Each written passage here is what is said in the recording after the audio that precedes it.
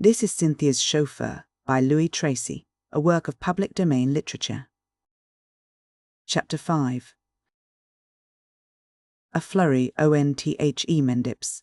It is a contrariety of human nature that men devoted to venturesome forms of sport should often be tender-hearted as children. Lord Medenham, who had done some slaying in his time, once risked his life to save a favourite horse from a Ganges quicksand, and his right arm still bore the furrows ploughed in it by claws that would have torn his spaniel to pieces in a Kashmir gully had he not thrust the empty barrels of a 450 express rifle down the throat of an enraged bear. In each case, a moment's delay to secure his own safety meant the sacrifice of a friend. But safety won at such a price would have galled him worse than the spinning of a coin with death. Wholly apart from considerations that he was strangely unwilling to acknowledge, even to his own heart, he now resented Marigny's cold-blooded pursuit of an unsuspecting girl, mainly because of its unfairness. Was Cynthia Vanrenen no more to him than the hundreds of pretty women he would meet during a brief London season, he would still have wished to rescue her from the money-hunting gang which had marked her down as an easy prey. But he had been vouchsafed glimpses into her white soul. That night at Brighton, and again today in the cloistered depths of the cathedral at Wells, she had admitted him to the rare intimacy of those who commune deeply in silence. It was not that he dared yet to think of a love confessed and reciprocated. The prince in disguise is all very well in a fairy tale. In England of the 20th century he is an anachronism, and Medenham would as soon think of shearing a limb as of profiting by the chance that threw Cynthia in his way. Of course, a less scrupulous wooer might have devised 100 plausible methods of revealing his identity. Was not Mrs. Devar, marriage, broker, and adroit sycophant ready to hand and purchasable? And there was small room for doubt that a girl's natural vanity would be fluttered into a blaze of romance by learning that her chauffeur was heir to an old and well-endowed peerage. And honour forbade, nor might he dream of winning her affections while flying false colours. True, it would not be his fault if they did not come together again in the near future. He meant to forestall any breach of confidence on the part of Simmons by writing a full explanation of events to Cynthia herself. If his harmless escapade were presented in its proper light, their next meeting should be fraught with laughter rather than reproaches, and then...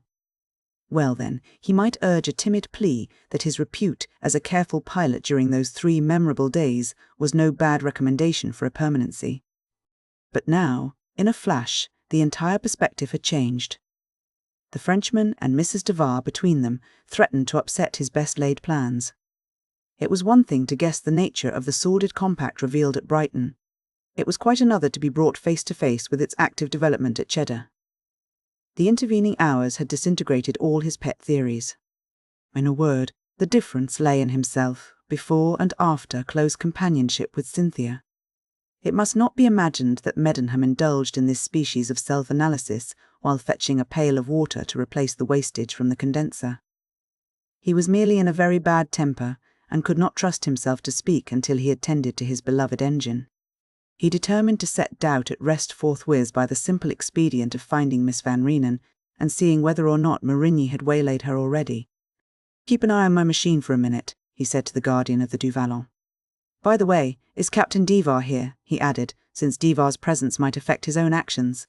"Oh, you know him, do you?" cried the other. "No, he didn't come with us. We left him at Bristol." "He's a bird, the captain. Played some Johnny at billiards last night for £1 and won. He told the governor this morning that there is another game fixed for today, and you ought to have seen him wink. It's long odds again the Bristol gent, or I'm very much mistaken. Yes, I'll keep any amateur paws off your car, and off my own as well, you bet." To pass from the stable yard to the garden, it was not necessary to enter the hotel. A short path, shaded by trellis-laden creepers and climbing roses, led to a rustic bridge over the stream. When Medenham had gone halfway, he saw the 2 women sitting with Marigny at a table placed well apart from other groups of tea-drinkers. They were talking animatedly, the Count smiling and profuse of gesture, while Cynthia listened with interest to what was seemingly a convincing statement of the fortunate hazard that led to his appearance at Cheddar. The Frenchman was too skilled a stalker of shy game to pretend a second time that the meeting was accidental. Mrs. Devar's shrill accents travelled clearly across the lawn. "Just fancy that, finding James at Bath and persuading him to come to Bristol on the chance that we might all dine together tonight. Naughty boy he is. Why didn't he run out here in your car?" Count Edward said something. "Business," she cackled. I am glad to hear of it. James is too much of a gadabout to earn money, but people are always asking him to their houses. He's a dear fellow. I am sure you will like him, Cynthia. Medenham had heard enough. He noted that the table was gay with cut flowers, and a neat waitress had evidently been detailed by the management to look after these distinguished guests.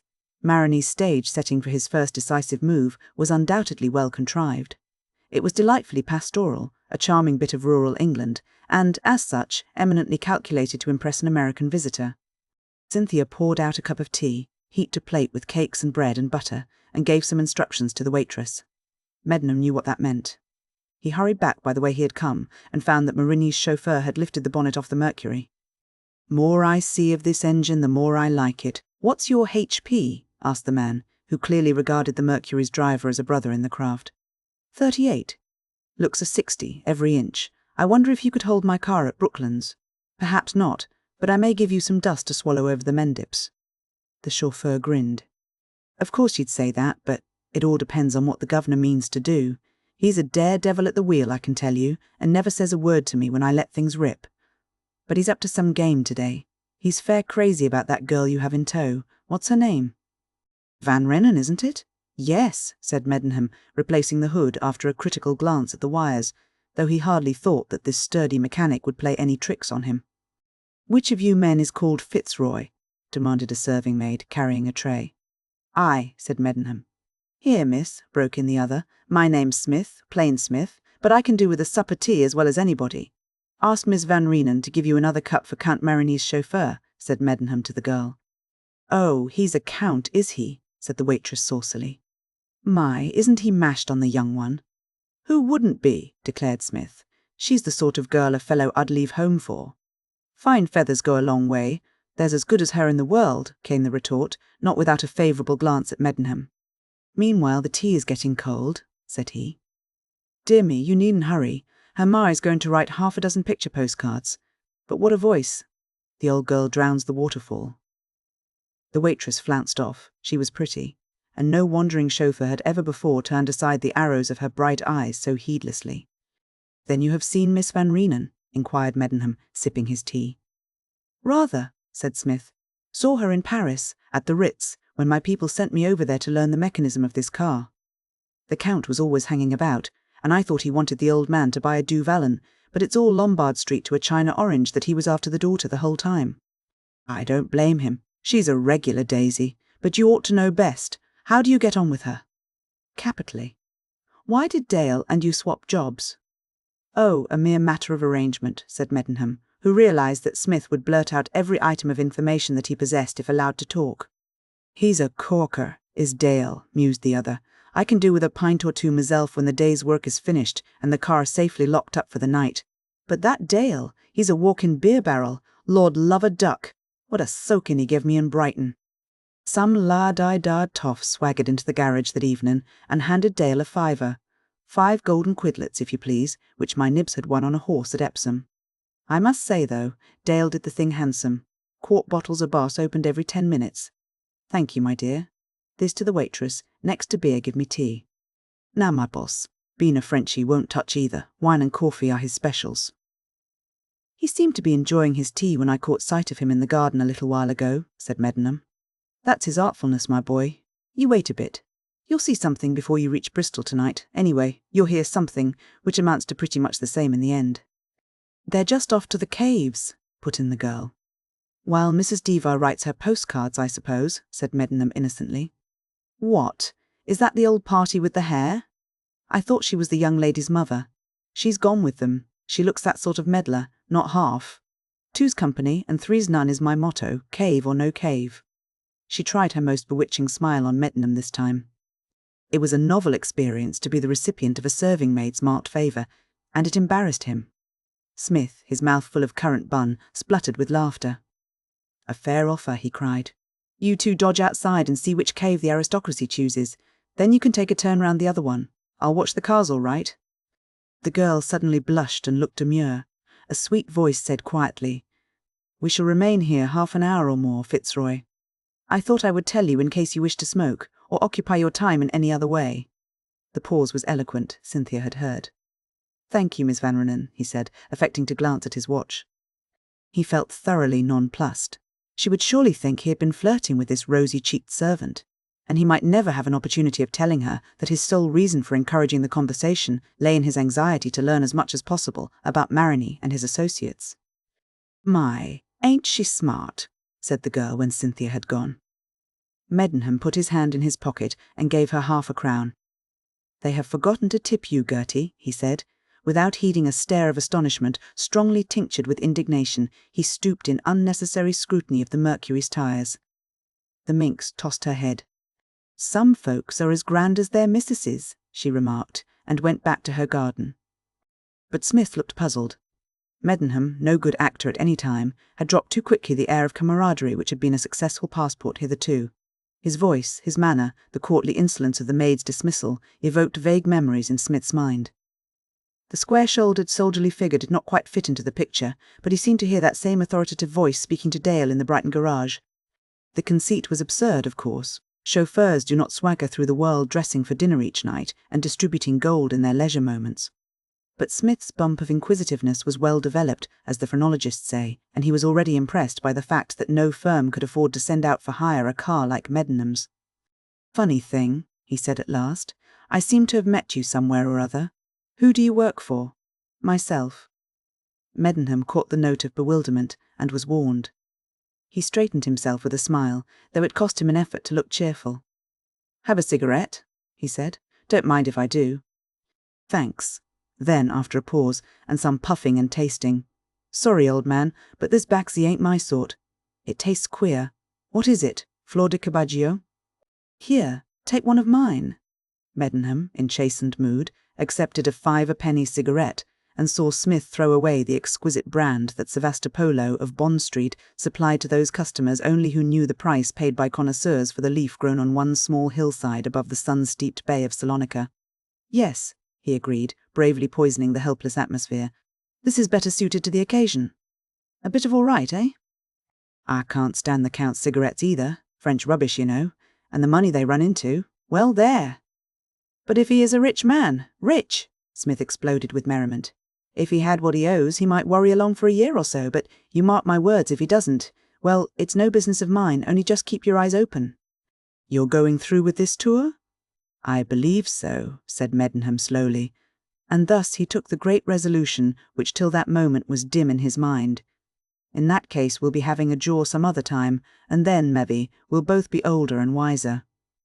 Notwithstanding the community of taste established by Smith's weeds, the man was still furtively racking his brains to account for certain discrepancies in his new acquaintance's bearing and address. Medenham's hands, for instance, were too well kept. His boots were of too good a quality. His reindeer driving gloves, discarded and lying on the front seat, were far too costly. The disreputable linen coat might hide many details, but not these. Every now and then Smith wanted to say, "Sir," and he wondered why. Medenham was sure that at the back of Smith's head lay some scheme, some arranged trick, some artifice of intrigue that would find its opportunity between Cheddar and Bristol. The distance was not great, perhaps 18 miles, by a fairly direct second-class road, and on this fine June evening it was still safe to count on 3 long hours of daylight. It was doubly irritating, therefore, to think that by his own lack of diplomacy he had almost forfeited Smith's confidence. Twice had the man been on the very brink of revelation, for he was one of those happy-go-lucky beings not fitted for the safeguarding of secrets, yet on each occasion his tongue faltered in subconscious knowledge that he was about to betray his master's affairs. Feeling that Dale would have managed this part of the day's adventures far better than himself, Medenham took his seat and touched the switch. "We have to make Bristol by 7 o'clock, so I shall pull out in front. I suppose Count Medenham will give the ladies the road," he remarked casually. Smith was listening to the engine. "Runs like a watch, don't it?" was his admiring cry. "And almost as quietly, so you heard what I said." "Oh, I hear lots, but I reckon it a good plan to keep my mouth shut," grinned the other. "Exactly what you have failed to do," thought Medenham, though he nodded pleasantly, and, with a "so long," passed out of the yard. Smith went to the exit and looked after him. The man's face wore a good-humoured sneer. It was as though he said, "You wait a bit, my dandy chauffeur. You ain't through with his countship yet, not by any manner of means." And Medenham did wait, till nearly 7 o'clock. He saw Cynthia and her companions come out of Goff's cave and enter Cox's. These fairy grottos of nature's own contriving were well worthy of close inspection, he knew. Nowhere else in the world can stalactites that droop from the roof, stalagmites that spring from the floor, be seen in such perfection of form and tint. But he fretted and fumed, because Cynthia was immured too long in their ice-cold recesses, and when, at last, she reappeared from the second cavern and halted near a stall to purchase some curios, impatience mastered him, and he brought the car slowly on until she turned and looked at him. He raised his cap. "The gorge is the finest thing in Cheddar, Miss Vanrenen," he said. "You ought to see it while the light is strong." "We are going now," she answered coldly. "Monsieur Marigny will take me to Bristol, and you will follow with Mrs. Devar." He did not flinch from her steadfast gaze, though those blue eyes of hers seemed definitely to forbid any expression of opinion. Yet there was a challenge in them too, and he accepted it meekly. "I was hoping that I might have the pleasure of driving you this evening," he said. "The run through the pass is very interesting, and I know every inch of it." He fancied that she was conscious of some mistake, and eager to atone if in the wrong. She hesitated, yielded almost, but Mrs. Devar broke in angrily. "We have decided differently, Fitzroy. I have some few postcards to dispatch, and Count Marigny has kindly promised to run slowly up the hill until we overtake him." "Yes, you ought to have waited in the yard of the inn for orders," said the ever-smiling Marigny. "My car can hardly pass yours in this narrow road. Back a bit to one side, there's a good fellow, and, when we have gone, pull up to the door. Come, Miss Vanrenen. I am fierce to show you the paces of a du Vallon." The concluding sentences were in French, but Count Edward spoke idiomatic English fluently and with a rather fascinating accent. Cynthia, slightly ruffled by her own singular lack of purpose, made no further demur. The three walked off down the hill, and Medenham could only obey in a chill rage that, were Marigny able to gauge its intensity, might have given him furiously to think. In a few minutes the du Vallon scurried by. Smith was driving, and there was a curious smirk on his red face as he glanced at Medenham. Cynthia sat in the tonneau with the Frenchman, who drew her attention to the limestone cliffs in such wise that she did not even see the Mercury as she passed. Medenham muttered something under his breath and reversed slowly back to the inn. He consulted his watch. "I'll give the postcard writer 10 minutes, then I shall jar her nerves badly," he promised himself. Those minutes were slow-footed, but at last he closed the watch with a snap. He called to a waitress visible at the end of a long passage. The girl happened to be his friend of tea-time. "Would you like to earn another half-crown?" he asked. She had wit enough to grasp essentials, and it was abundantly clear that this man was not her lawful quarry. "Yes, sir," she said. "Take it then and tell the elderly lady belonging to my party. She is somewhere inside. That Fitzroy says he cannot wait any longer.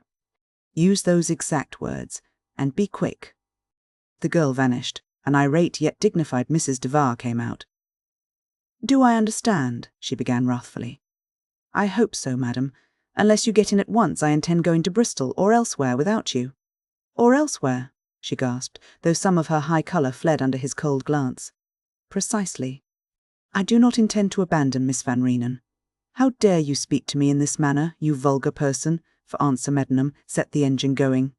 "I said at once," he replied, and looked Mrs. Devar squarely in the eyes. She had her fair share of that wisdom of the serpent which is indispensable to evildoers, and had learnt early in life that whereas many men say they will do that which they really will not do if put to the test, other men, rare but dominant, can be trusted to make good their words no matter what the cost. So she accepted the unavoidable, quivering with indignation. She entered the car. "Drive me to the post office," she said, with as much of acid repose as she could muster to her aid. Medenham seemed to be suddenly afflicted with deafness. After negotiating a line of vehicles, the Mercury leaped past the caves of Gough and Cox, as though the drip of lime-laden water within those amazing depths were reeling off centuries in a frenzy of haste, instead of measuring time so slowly that no appreciable change has been noted in the tiniest stalactite during 50 years.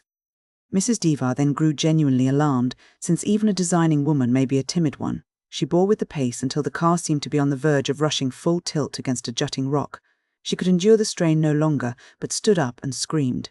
Medenham slackened speed. When the curving road opened sufficiently to show a clear furlong ahead, he turned and spoke to the limp, shrieking creature clinging to the back of his seat. "You are not in the slightest danger," he assured her, "but if you wish it, I will drop you here. The village is barely half a mile away. Otherwise, should you decide to remain, you must put up with a rapid speed." "But why? Why?" she almost wailed. "Have you gone mad to drive like that?" "Again, I pledge my word that there is no risk. I mean to overtake Miss Vanrenen before the light fails, that is all." "Your conduct is positively outrageous," she gasped. "Please yourself, madam. Do you go or stay?" She collapsed into the comfortable upholstery with a gesture of impotent despair. Medenham was sure she would not dare to leave him. What wretched project she and Marigny had concocted he knew not, but its successful outcome evidently depended on Mrs. Devar's safe arrival in Bristol. Moreover, it was a paramount condition that he should be delayed at Cheddar, and his chief interest lay in defeating that part of the programme. Without another word, he released the brakes, and the car sped onward. Now they were plunging into a magnificent defile, shadowed by sheer cliffs that on the eastern side rose to a height of 500 feet. Fluttering rock pigeons circled far up in the azure riband that spanned the opposing precipices. From many a towering pinnacle, carved by the ages into fantastic imageries of a castle, a pulpit, a lion, or a lance, came the loud, clear calling of innumerable jackdaws.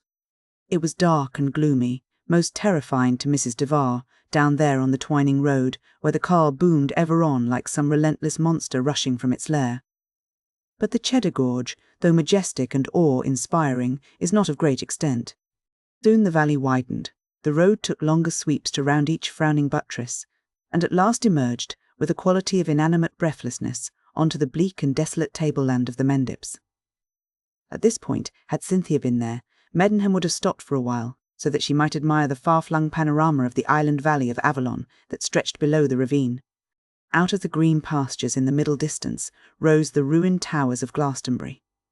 The purple and gold of Sedgemoor, relieved by the soft outlines of the Poldon Hills, the grim summits of Taunton Dean and the Blackdown Range, the wooded Quantocks dipping to the Severn, and the giant mass of Exmoor bounding the far horizon, these great splashes of colour, softened and blended by belts of farmland and the blue smoke of clustering hamlets, I formed a picture that not even Britain's storehouse of natural beauty can match too often to sate the eyes of those who love a charming landscape.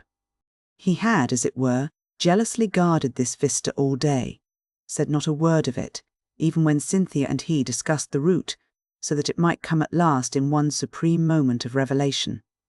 And now that it was here, Cynthia was hidden somewhere in the grey distance, and Medenham was frowning at a flying strip of white road, with his every faculty intent on exacting the last ounce of power from the superb machine he controlled. The miles rolled beneath, yet there was no token of the Du Vallon that was to run slowly up the hill until overtaken by the industrious writer of postcards. At the utmost, the French car was given some 12 or 13 minutes' start, which meant 7 or 8 miles to a high-powered automobile urged forward with the determination Medenham himself was displaying. Marigny's chauffeur, therefore, must have dashed through that titanic cleft in the limestone at a speed utterly incompatible with his employer's excuse of sightseeing. Of course, it would be an easy matter for Marigny to enlist Miss Vanrenen's sympathies in the effort of a first-rate engine to conquer the adverse gradient. She would hardly realise the rate of progress, and, from where she was seated, the speed indicator would be invisible unless she leaned forward for the express purpose of reading it. Medenham was sure that the Mercury would catch the Du Vallon long before Bristol was reached, but when the last ample fold of the bleak plateau spread itself in front, and his hunter's eyes could discern no cloud of dust lingering in the still air where the road dipped over the horizon, he began to doubt, to question, to solve grotesque problems that were discarded ere they had well taken shape. Oddly enough, there came no more expostulation from Mrs. Devar. Like the majority of nervous people, she was quelled by the need of placing complete trust in one who understood his work. While Medenham was still searching the skyline for signs of the vanished car, she did show some interest in his quest. He felt, since he could not see, that she half rose and looked over his head, bent low behind the partial shelter afforded by a glass screen. Then she settled back in the seat and drew a rug comfortably around her knees. For some reason, she was strangely content. The incident supplied food for active thought. So she felt safe. That which she dreaded as the result of a too strenuous pursuit could not now happen. Then what was it? Medenham swept aside the fantasy that Mrs. Devar knew the country well enough to be able to say precisely when and where she might be sure of his failure to snatch Cynthia from that hidden evil, the nature of which he could only guess at.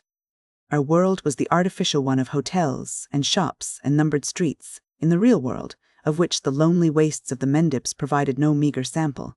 She was a profound ignoramus, a fat little automaton equipped with atrophied senses. but she blundered badly in composing herself so cosily for the remainder of the run to Bristol. Medenham had dwelt many months at a time in lands where just such simple indications of mood on the part of man or beast had meant to him all the difference between life and death. So now, if ever, he became doubly alert. His eyes were strained, eager, peering, his body still as the wild creatures which he knew to be skulking unseen behind many a rock and grass tuft passed on the way. This desolate land, given over to stones interspersed with patches of wiry grass on which browsed some hardy sheep, resembled a disturbed ocean suddenly made solid. It was not level, but ran in long, almost regular undulations. In the trough between two of these rounded ridges, the road bifurcated, the way to Bristol trending to the left, and a less important thoroughfare glancing off to the right. There was no signpost, but a child could scarce have read if asked to choose the track that led to a big town. Medenham, having consulted the map earlier in the day, swung to the left without hesitation. The car literally flew up the next incline, and the dark lines of trees and hedges in the distance proved that tilled land was being neared. Now he was absolutely sure that he had managed, somehow, to miss the Du Vallon, unless, indeed, its redoubtable mechanism was of a calibre he had not yet come across in the highways and byways of Europe. With him, to decide was to act. The Mercury slowed up so promptly that Mrs. Devar became alarmed again. "What is it? A tyre gone?" she cried. "No, I am on the wrong road, that is all. But there is no other. That turning we passed was a mere lane." The car stopped where his watchful glance noted a carpet of sand left by the last shower of rain. He sprang out and examined the marks of recent traffic. Marini's vehicle carried non-skid covers with studs arranged in peculiar groups, and their imprint was plain to be seen. But they had followed that road once only. It was impossible to determine offhand whether they had come or gone, but if they came from Bristol, then most certainly they had not returned. Medenham took nothing for granted. Dusk was advancing, and he must make no mistake at this stage. He ran the Mercury slowly ahead, not taking his gaze off the telltale signs. At last he found what he was looking for. The broad scars left by a heavy cart crossed the studs and had crossed after the passage of the car. Thus he eliminated the vagaries of chance. Marigny had not taken the road to Bristol, he must be on the other one, since no cart was in sight. Medenham backed and turned. Mrs. Devar, of course, grew agitated. "Where are you going?" she demanded. Medenham resolved to end this farce of pretence, else he would not be answerable for the manner of his speech. "I mean to find Miss Vanrenen," he said. "Pray let that suffice for the hour. Any further explanation you may require can be given at Bristol and in her presence." Mrs. Devar began to sob. He heard her, and of all things that he hated it was to become the cause of a woman's tears. But his lips closed in a thin seam, and he drove fast to the fork in the roads. Another halt here, and the briefest scrutiny showed that his judgment had not erred. The Du Vallon had passed this point twice. If it came from Bristol in the first instance, it had gone now to some unfamiliar wilderness that skirted the whole northeastern slopes of the Mendips. He leaped back to the driving seat, and Mrs. Devar made one more despairing effort to regain control of a situation that had slipped from her grasp nearly an hour ago. "Please do be sensible, Fitzroy," she almost screamed. "Even if he has made a mistake in a turning, Count Marigny will take every care of Miss Vanrenen." It was useless. She was appealing to a man of stone, and, indeed, Medenham could not pay heed to her then in any circumstances, for the road surface quickly became very rough, and it needed all his skill to guide his highly strung car over its inequalities without inflicting an injury that might prove disastrous. His only consolation was provided by the knowledge that the risk to a stout Mercury was as naught compared with the tortures endured by a French-built racer, with its long wheelbase and low chassis. After a couple of miles of semi-miraculous advance, his respect for Smith's capability as a driver increased literally by leaps and bounds. But the end was nearer than he thought. On reaching the top of one of those seemingly interminable land waves, he saw a blurred object in the hollow.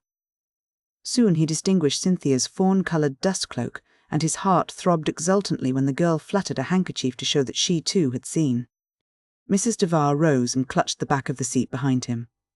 "I apologise, Fitzroy," she piped tremulously. "You were right. They have lost their way and met with some accident. How glad I am that I did not insist on your making straight for Bristol." Her unparalleled impudence won his admiration. Such a woman, he thought, was worthy of a better fate than that which put her in the position of a bought intriguer. But Cynthia was near, waving her hands gleefully and executing a nymph-like Thanksgiving dance on a strip of turf by the roadside, so Medenham's views of Mrs. Devar's previous actions were tempered by conditions extraordinarily favourable to her at the moment. She seemed to be aware instinctively of the change in his sentiments wrought by sight of Cynthia. It was in quite a friendly tone that she cried, "Count Edward is there, but where is his man? Something serious must have happened, and the chauffeur has been sent to obtain help. Oh, how lucky we hurried, and how clever of you to find out which way the car went." Chapter 6. A Midsummer Night's Vagaries. Cynthia, notwithstanding that spirited pas seul, was rather pale when Medenham stopped the car close beside her. She had been on tenterhooks during the past quarter of an hour. There were silent moments when she measured her own slim figure against the natty Count's in half-formed resolution to take to her heels along the Cheddar Road. At first, she had enjoyed the run greatly. Although Dale spoke of Smith as a mechanic, the man was a first-rate driver, and he spun the Du Vallon along at its best speed. But the change from good macadam to none soon made itself felt, and Cynthia was more troubled than she cared to show when the French flyer came to a standstill after panting and jolting alarmingly among the ruts. Marigny's excited questions evoked only unintelligible grunts from Smith. For all that, the irritating truth could not be withheld. The petrol tank was empty. Not only had the chauffeur forgotten to fill it that morning, but, by some strange mischance, the supply usually held in reserve had been left at Bristol. The Frenchman was very angry with Smith, and Smith was humbly apologetic. The pair must have acted convincingly, because each knew to a nicety how soon a gallon of petrol would vaporize in the Du Vallon's 6 cylinders. Having taken the precaution to measure that exact quantity into the tank before leaving Cheddar, they were prepared for a breakdown at any point within a few hundred yards of the precise locality where it occurred. Cynthia, being generous-minded, tried to make little of the mishap. By taking that line, she strove to reassure herself. "Fitzroy is always prepared for emergencies," she said. "He will soon catch up with us." "But what a road! I didn't really notice it before. Surely this cannot be the only highway between Bristol and Cheddar, and in England too, where the roads are so perfect." "There are 2 roads, but this is the nearest one," explained the glib-tongued Count, seemingly much relieved by the prospect of Fitzroy's early arrival. "You don't deserve to be pulled out of a difficulty so promptly, Smith," he went on, eyeing the chauffeur sternly. "There's a village not very far ahead, sir," said the abashed Smith. "Oh, never mind. We must wait for Miss Vanrenen's car." "Wait," inquired Cynthia. "What else can we do?" "I take it he meant to walk to some village and bring a stock of spirit. Oh dear, I hope no such thing will be necessary." From that half-hint of latent and highly disagreeable developments dated Cynthia's uneasiness. She accepted Marigny's suggestion that they should stroll to the top of the slight hill just descended, whence they would be able to watch their rescuer's approach from a considerable distance. She even remembered to tell him to smoke. But she answered his lively sallies at random, and agreed unreservedly with his voluble self-reproach. The obvious disuse of the road, a mere lane providing access to sheep enclosures on the hills, caused her no small perplexity, though she saw fit not to add to her companion's distress by commenting on it. In any other circumstances she would have been genuinely alarmed, but her well-established acquaintanceship with the Count, together with the apparently certain fact that Fitzroy and Mrs. Devar were coming nearer each second, forbade the tremors that any similar accident must have evoked if, say, they were marooned on some remote mountain range of the continent, and no friendly car was speeding to their aid. The 2 halted on the rising ground, and one of them at least gazed anxiously into the purple shadows now mellowing the grey monotony of the plateau. The point where the Du Vallon left the main road was invisible from where they stood. Marigny had laid his plans with skill, so his humorous treatment of their plight was not marred by any lurking fear of the Mercury's unwelcome appearance. "And what a terrible collapse this would be if I were running away with you, Miss Cynthia," he said slyly. "Let us imagine a priest waiting in some ancient castle 10 miles away, and an irate father, or a pair of them, starting from Cheddar in hot pursuit. My imagination fails me there, Monsieur Marigny," she replied, and the shade of emphasis on his surname showed that she was fully aware of the boundary crossed by the Miss Cynthia, an advance which surprised her more than the Frenchman counted on. "At present I am wholly absorbed in a vain effort to picture an automobile somewhere down there in the gathering mists. Still, it must arrive soon." Then Marigny put forth a tentative claw. "I hate to tell you," he said, "mais il faut marcher quand le diable est aux trousses. I am unwillingly forced to believe that your chauffeur has taken the other road. Footnote A, but needs must when the devil drives. "The other road," wailed Cynthia in sudden and most poignant foreboding. It was then that she first began to estimate her running powers. "Yes, there are two, you know. The second one is not so direct." "If you think that, your man had better go at once to the village he spoke of. Is it certain that he will obtain petrol there?" "Almost certain." "Really, Monsieur Marigny, I fail to understand you." "Why should you express a doubt? He appeared to be confident enough 5 minutes ago. He was ready to start until we prevented him." That the girl should yield to slight panic was precisely what Count Edward desired. True, Cynthia's sparkling eyes and firm lips were eloquent of keen annoyance rather than fear. But Marigny was an adept in reading the danger signals of beauty in distress, and he saw in these symptoms the heralds of tears and fright. His experience did not lead him far astray, but he had not allowed for racial difference between the Latin and the Anglo-Saxon. Cynthia might weep. She might even attempt to run, but in the last resource she would face him with dauntless courage.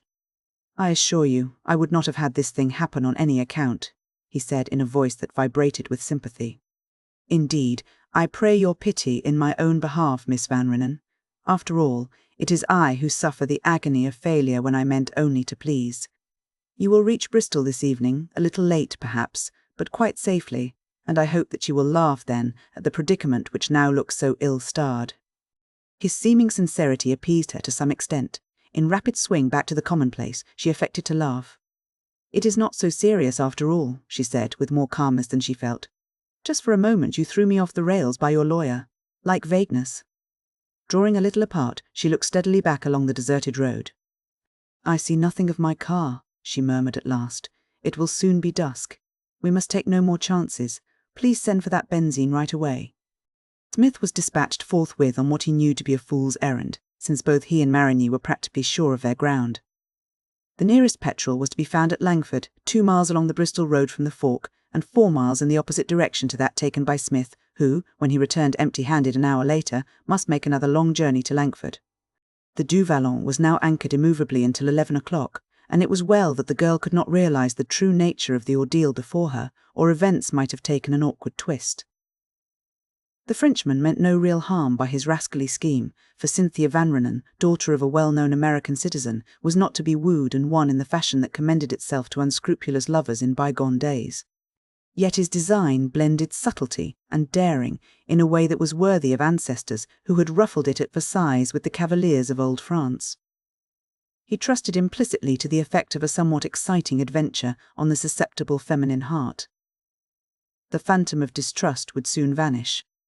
She would yield to the spell of a night, scented with the breath of summer, languorous with soft zephyrs. A night when the spirit of romance itself would imparadise the lonely waste, and a belated moon, like to a silver bow new bent in heaven, would lend its glamour to a sky already spangled with glowing sapphires. In such a night, all things were possible. In such a night stood Dido with a willow in her hand upon the wild sea banks and waft her love to come again to Carthage. Marigny had indeed arranged a situation worthy of his nurturing among the decadents of Paris. He believed that in these surroundings an impressionable girl would admit him to a degree of intimacy, not to be attained by many days of prosaic meetings. At the right moment, when his well-bribed servant was gone to Langford, he would remember a bottle of wine and some sandwiches stored in the car that morning to provide the luncheon that he might not obtain at a wayside inn. Cynthia and he would make merry over the feast. The magnetism that had never yet failed him in affairs of the heart would surely prove potent now at this real crisis in his life. Marriage to a rich woman could alone snatch him from the social abyss, and the prospect became doubly alluring when it took the guise of Cynthia. He would restore her to a disconsolate chaperon some time before midnight, and he was cynic enough to admit that if he had not then succeeded in winning her esteem by his chivalry, his unobtrusive tenderness, his devoted attentions, above all, by his flow of interesting talk and well-turned epigram, the fault would be his own, and not attributable to adverse conditions. It was not surprising, therefore, that he failed to choke back the curse, quick risen to his lips when the throb of the Mercury's engine came over the crest of the hill. Never was male dragon more terrible to the beholder, even in the days of knight-errantry.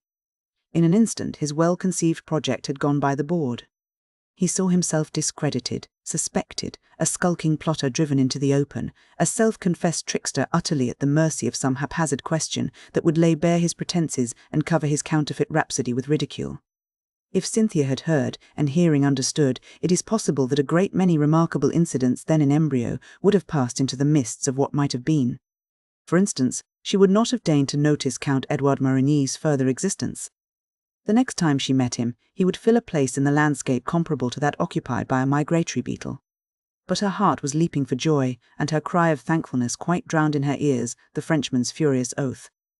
Mrs. Diva, having had time to gather her wits, made a gallant attempt to retrieve her fellow conspirators' shattered fortunes. "My dearest Cynthia," she cried effusively, "do say you are not hurt." "Not a bit," was the cheerful answer. "It is not I, but the car, that is out of commission. Didn't you see me do the Salome act when you were thrown on the screen?"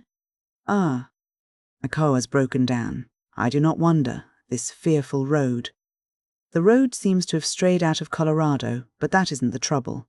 We are short of petrol. Please give some to Monsieur Marigny, Fitzroy. Then we can hurry to Bristol, and the Count must pick up his chauffeur on the way."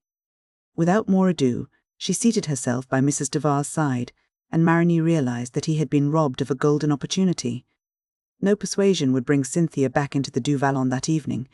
It would need the exercise of all his subtle tact to induce her to re-enter it at any time in the near future. He strove to appear at his ease, even essayed a few words of congratulation on the happy chance that brought the Mercury to their relief, but the imperious young lady cut short his limping phrases. "Oh, don't let us waste these precious minutes," she protested. "It will be quite dark soon, and if there is much more of this wretched track—" Medenham broke in at that. Mrs. Divar's change of front had caused him some grim amusement, but the discovery of Marigny's artifice roused his wrath again. It was high time that Cynthia should be enlightened, partly at least, as to the true nature of the accident that had befallen her. He had already solved the riddle of Smith's disappearance. "The road to Bristol lies behind you, Miss Vanrenen," he said. "One of the roads," cried the Frenchman. "No, the only road," persisted Medenham. "We return to it some 2 miles in the rear. Had you followed your present path much farther, you could not possibly have reached Bristol tonight. But there is a village quite near. My chauffeur has gone there for petrol. Someone would have told us of our mistake. There is no petrol to be bought at Blagdon, which is a mere hamlet on the downs. Anyhow, here are 2 gallons, ample for your needs, but if your man is walking to Blagdon, you will be compelled to wait till he returns, Monsieur Marigny." Though Medenham did not endeavour to check the contemptuous note that crept into his voice, he certainly ought not to have uttered those 2 concluding words. Had he ransacked his ample vocabulary of the French language, he could scarcely have hit upon another set of syllables offering similar difficulties to the foreigner. It was quite evident that his accurate pronunciation startled the accomplices. Each arrived at the same conclusion, though by different channels. This man was no mere chauffeur, and the fact rendered his marked hostility all the more significant. Nevertheless, for the moment, Marigny concealed his uneasiness. By a display of good humour, he hoped to gloss over the palpable absurdity of his earlier statements to Cynthia. "I seem to have bungled this business very badly," he said airily. "Please don't be too hard on me. I shall make the amend when I see you in Bristol. Au revoir, cherished dames. Tell them to keep me some dinner. I may not be so very far behind, since you ladies will take some time over your toilette, and I shall, what do you call it, scorch like mad after I have found that careless scoundrel Smith." Cynthia had suddenly grown dumb, so Mrs. Divar tried once more to relax the tension. "Do be careful, Count Edward," she cried. "This piece of road is dreadfully dangerous, and, when all is said and done, another half-hour is now of no great consequence. If your chauffeur has really gone to Blagdon, he will not be back under an hour at least," broke in Medenham's disdainful voice. "Unless you wish to wreck your car, you will not attempt to follow him." With that he bent over the headlamps, and their radiance fell unexpectedly on Marigny's scowling face, since the discomfited adventurer could no longer pretend to ignore the Englishman's menace. Still, he was powerless. Though quivering with anger and balked desire, he dared not provoke a scene in Cynthia's presence, and her continued silence already warned him that she was bewildered if not actually suspicious. He forced a laugh. "Explanations are like swamps," he said. "The farther you plunge into them, the deeper you sink. So, good-bye. To please you, Mrs. Devar, I shall crawl. As for Miss Vanrenen, I see that she does not care what becomes of me." Cynthia weakened a little at that. Certainly she wondered why her model chauffeur chose to express his opinions so bluntly, while Marinee's unwillingness to take offence was admirable.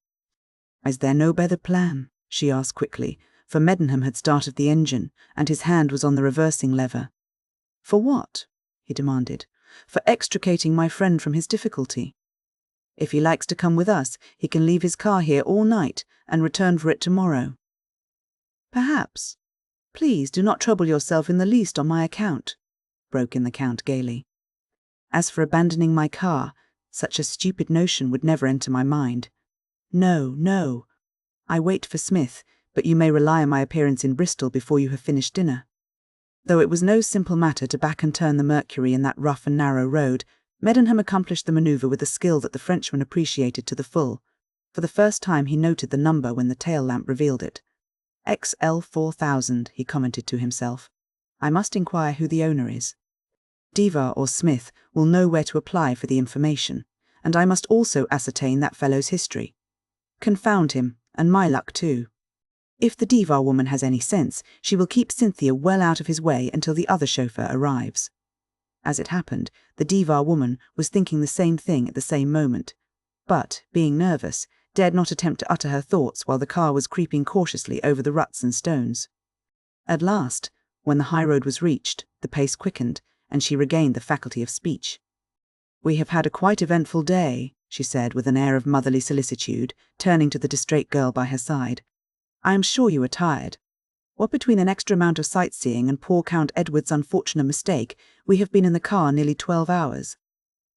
"How did Fitzroy discover that we had taken the wrong road?" asked Cynthia, rousing herself from a perplexed reverie. "Well, he drove very fast from Cheddar, much too fast to my thinking, though the risk has been more than justified by circumstances. Of course, it is always easy to be wise after the event. At any rate, there being no sign of your car when we reached the top of a long hill, we discussed matters and decided to explore the by-road." "Did you remain long in Cheddar? If Fitzroy hit up the pace, why were you so far behind?" "I waited a few minutes to address some postcards, and that reminds me. Fitzroy sent a most impertinent message by one of the servants." "Impertinent?" "My dear, there is no other word for it. Something about going off without me if I did not start instantly. Really, I shall be glad when Simmons takes his place. But there, we must not renew our Bournemouth argument." "And he caused a servant in the hotel to speak to you in that manner?" "Yes.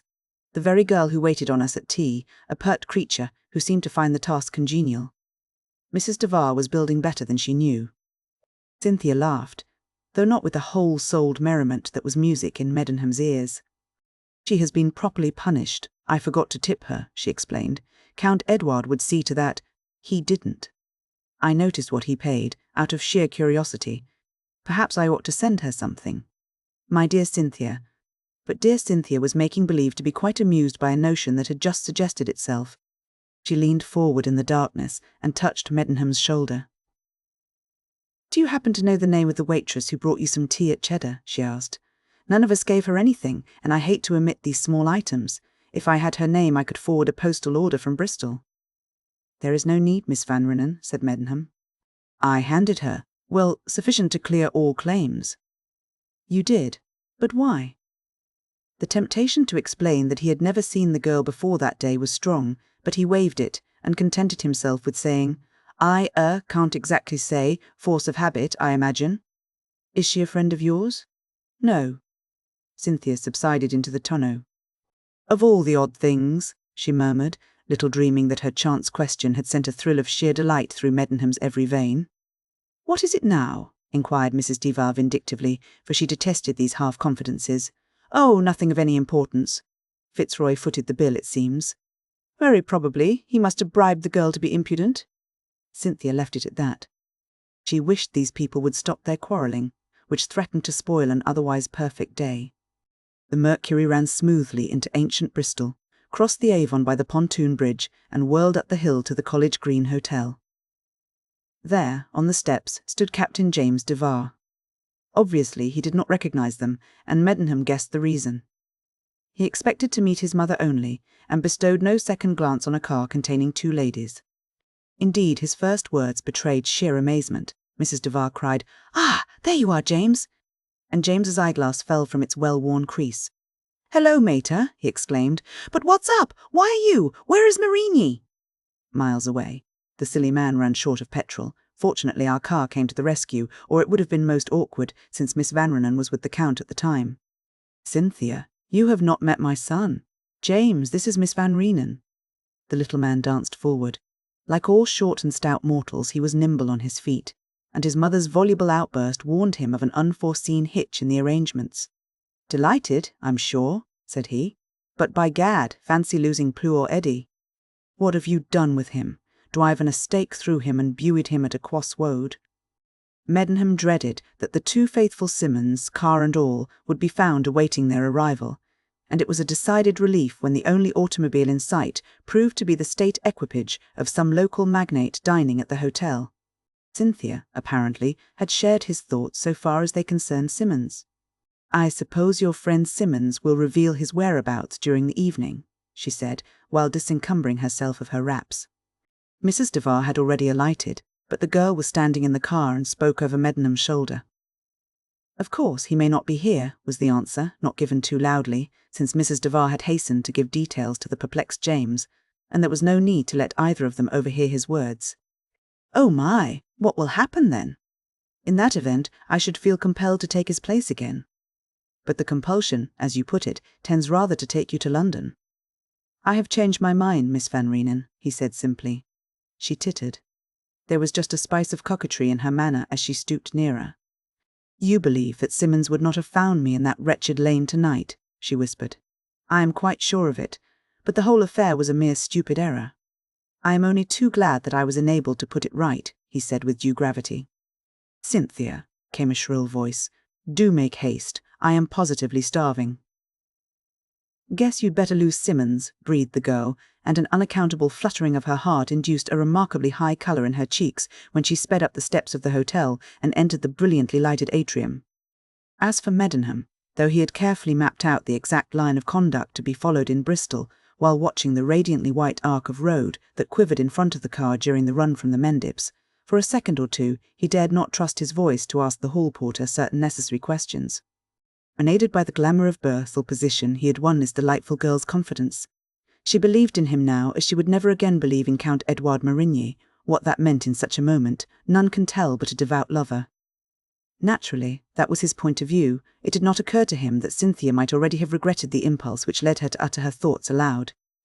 Her nature was of the Martian type revealed to Swedenborg in one of his philosophic trances. "The inhabitants of Mars," said he, "account it wicked to think one thing and speak another, to wish one thing while the face expresses another." Happy Martians, perhaps, but not quite happy Cynthia, still blushing hotly because of her daring suggestion as to the disposal of Simmons. But she was deeply puzzled by the mishap to the Du Vallon. Unwilling to think evil of anyone, she felt, nevertheless, that Fitzroy, as she called him, would never have treated both Mrs. Devar and the Frenchman so cavalierly if he had not anticipated the very incident that happened on the Mendips. Why did he turn back? How did he really find out what had become of them? What would Simmons have done in his stead? 100 strange doubts throbbed in her brain, but they were jumbled in confusion before that more intimate and insistent question. How would Fitzroy interpret her eagerness to retain him in her service? Meanwhile, the Swedish seer's theory of Martian speech and thought acting in unity was making itself at home on the pavement in front of the hotel. Medenham learnt from the hall porter that a motor car had reached Bristol from London about 5 o'clock. The driver, who was alone, had asked for Miss Vanrenen and was told that she was expected but had not yet arrived, whereupon he went off, saying that he would call after dinner. "Another chauffeur came a bit later and axed the same thing," went on the man, "but he didn't have no car, and he left no word about calling again." "Excellent," said Medenham. "Now please go and tell Captain Devar that I wish to see him."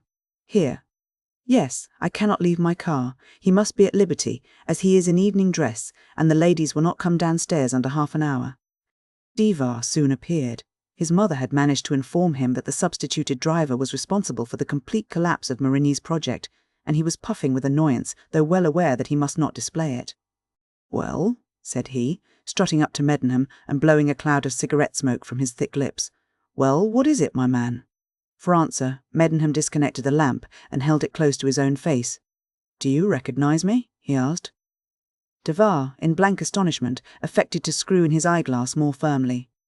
"No," he said, "nor am I particularly anxious to make your acquaintance. You have behaved rather badly, I understand. But that is of no consequence now, as Simmons has bought his car. Or look again, Devar. We last met in Calcutta, where you swindled me out of £50. Unfortunately, I did not hear of your presence in South Africa until you were cashiered at Cape Town, or I might have saved the authorities some trouble." The man wilted under those stern eyes. "Good gad, Medenham," he stammered. Medenham replaced the lamp in its socket. "I am glad you are not trying any pretense," he said. "Otherwise I would be forced to take action with the most lamentable consequences for you, Devar. Now, I will hold my hand, provided you obey me implicitly. Send for your overcoat, go straight to the Central Station, and travel to London by the next train. You can scribble some excuse to your mother, but if I have any cause even to suspect that you have told her who I am, I shall not hesitate to put the police on your track. You must vanish and be dumb, for 3 months at least. If you are hard up, I will give you some money, sufficient for a fortnight's needs, and you can write to me for further supplies at my London address. Even a rascal like you must be permitted to live, I suppose, so I risk breaking the law myself by screening you from justice. Those are my terms. Do you accept them?" The red face had grown yellow, and the steel-grey eyes that were a heritage of the Devar family glistened with terror. But the man endeavoured to obtain mercy. "Dash it all, Medenham," he groaned. "Don't be too hard on me. I'm going straight now. 'Pon me honour, this chap, Marigny, you fool. I offer you liberty and money, yet you try brazenly to get me to fall in with your wretched designs against Miss Vanrenen. Which is it to be, a police cell or the railway station?" Medenham moved as if to summon the hall porter.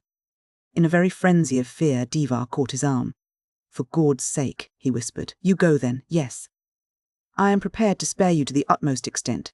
Tell the hall porter to bring your overcoat and hat, and to give you a sheet of notepaper and an envelope. Show me what you write. If it is satisfactory, I shall start you with £20. You can send from London tomorrow for your belongings, as your hotel bill will be paid. But remember, one treacherous word from you and I, telegraph to Scotland Yard." Mrs. Devar had a bad quarter of an hour when a pencilled note from her son was delivered at her room, and she read, "Dear Mater, I hardly had time to tell you that I am obliged to return to town this evening. Please make my apologies to Miss Vanrenen and Count Marigny. Yours ever, J." Medenham frowned a little at the reference to Cynthia, but something of the sort was necessary if an open scandal was to be avoided. As for dear Mater, she was so unnerved that she actually wept. Hard and calculating though she might be, the man was her son, and the bitter experiences of 20 years warned her that he had been driven from Bristol by some ghost, new risen from an evil past. Medenham, however, believed that he had settled one difficulty and prepared blithely to tackle another. He ran the car to the garage where he had arranged to meet Dale. "Have you seen Simmons?" was his first question. "Yes, my L. Yes, sir." "Where is he?" "Just off for a snack, sir, before going to the hotel." "Bring him here at once." "We will attend to the snack afterwards. No mistake now, Dale. He must see no one in the hotel until he and I have had a talk." Simmons was produced. He saluted. "Glad to meet you again, my lord," he said. "I hope I haven't caused any trouble by sending that telegram to Bournemouth, but Dale tells me that you don't wish your title to be known." "Forget it," said Medenham. "I have done you a good turn, Simmons. Are you prepared to do me one? Just try me, sir. Put your car out of commission. Stick a pin through the earth, contact of your magneto, and jam it against a cylinder, or something of the sort. Then go to Miss Vanrenen and tell her how sorry you are, but you must have another week, at least, to pull things straight. She will not be vexed, and I guarantee you against any possible loss. To put the best face on affairs, you had better remain in Bristol a few days at my expense. Of course, it is understood that I deputise for you during the remainder of the tour." Simmons, no courtier, grinned broadly, and even Dale winked at the North Star. Medenham had steeled himself against such manifestations of crude opinion. His face was impassive as that of a graven image. "Of course I'll oblige you in that way, my lord. Who wouldn't?" came the slow reply. Chapter 7. Wherein Cynthia takes HERON line. When the Mercury, shining from Dale's attentions, halted noiselessly opposite the College Green Hotel on the Saturday morning, Count Edward Marigny was standing there. The Du Vallon was not in evidence, and its owner's attire bespoke other aims than motoring, at any rate for the hour. Evidently he was well content with himself. A straw hat was set on the back of his head, a cigarette stuck between his lips. His hands were thrust into his trousers pockets, and his feet were spread widely apart. Taken altogether, he had the air of a man without a care in the world. He smiled, too, in the most friendly fashion, when Medenham's eyes met his. "I hear that Simmons is unable to carry out his contract," he said cheerfully. "You are mistaken, a second time, monsieur," said Medenham. "Why, then, are you here this morning?" "I am acting for Simmons. If anything, my car is slightly superior to his, while I may be regarded as an equally competent driver, so the contract is kept in all essentials." Marigny still smiled. The Frenchman of mid-Victorian romance would have shelved this point by indulging in an inimitable shrug, but nowadays Parisians of the Count's type do not shrug. With John Bull's clothing, they have adopted no small share of his stolidness. "It is immaterial," he said. "I have sent my man to offer him my Du Vallon, and Smith will go with him to explain its humours. You, as a skilled motorist, understand that a car is of the feminine gender. Like any other charming demoiselle, it demands the exercise of tact. It yields willingly to gentle handling." Medenham cut short the Count's neatly turned phrases. "Simmons has no need to avail himself of your courtesy," he said. "As for the rest, give me your address in Paris, and when next I visit the French capital, I shall be delighted to analyse these subtleties with you." "Ah, most admirable. But the really vital question before us today is your address in London, Mr. Fitzroy." Marigny dwelt on the surname as if it were a succulent oyster, and, in the undeniable surprise of the moment, Medenham was forced to believe that Captain Divar, formerly of Horton's Horse, had dared all by telling his confederate the truth, or some part of the truth. The two men looked squarely at each other, and Marigny did not fail to misinterpret the dubious frown on Medenham's face. He descended a step or two and crossed the pavement leisurely, dropping his voice so that it might not reach the ears of a porter, laden with the ladies' travelling boxes, who appeared in the doorway. "Why should we quarrel?" he asked, with an engaging frankness well calculated to reassure a startled evildoer. "In this matter I am anxious to treat you as a gentleman. Allons donc, hurry off instantly, and tell Simmons to bring the Du Vallon here.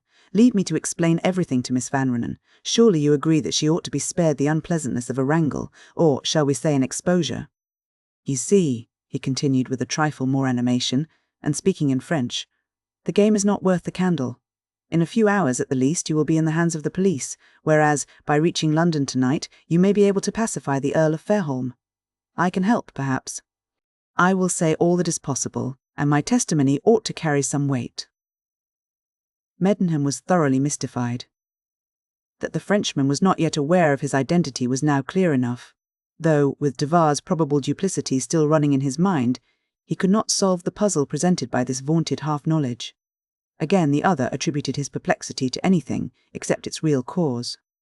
"I am willing to befriend you," he urged emphatically. "You have acted foolishly, but not criminally, I hope. In your anxiety to help a colleague, you forgot the fine distinction which the law draws between meum and tuum."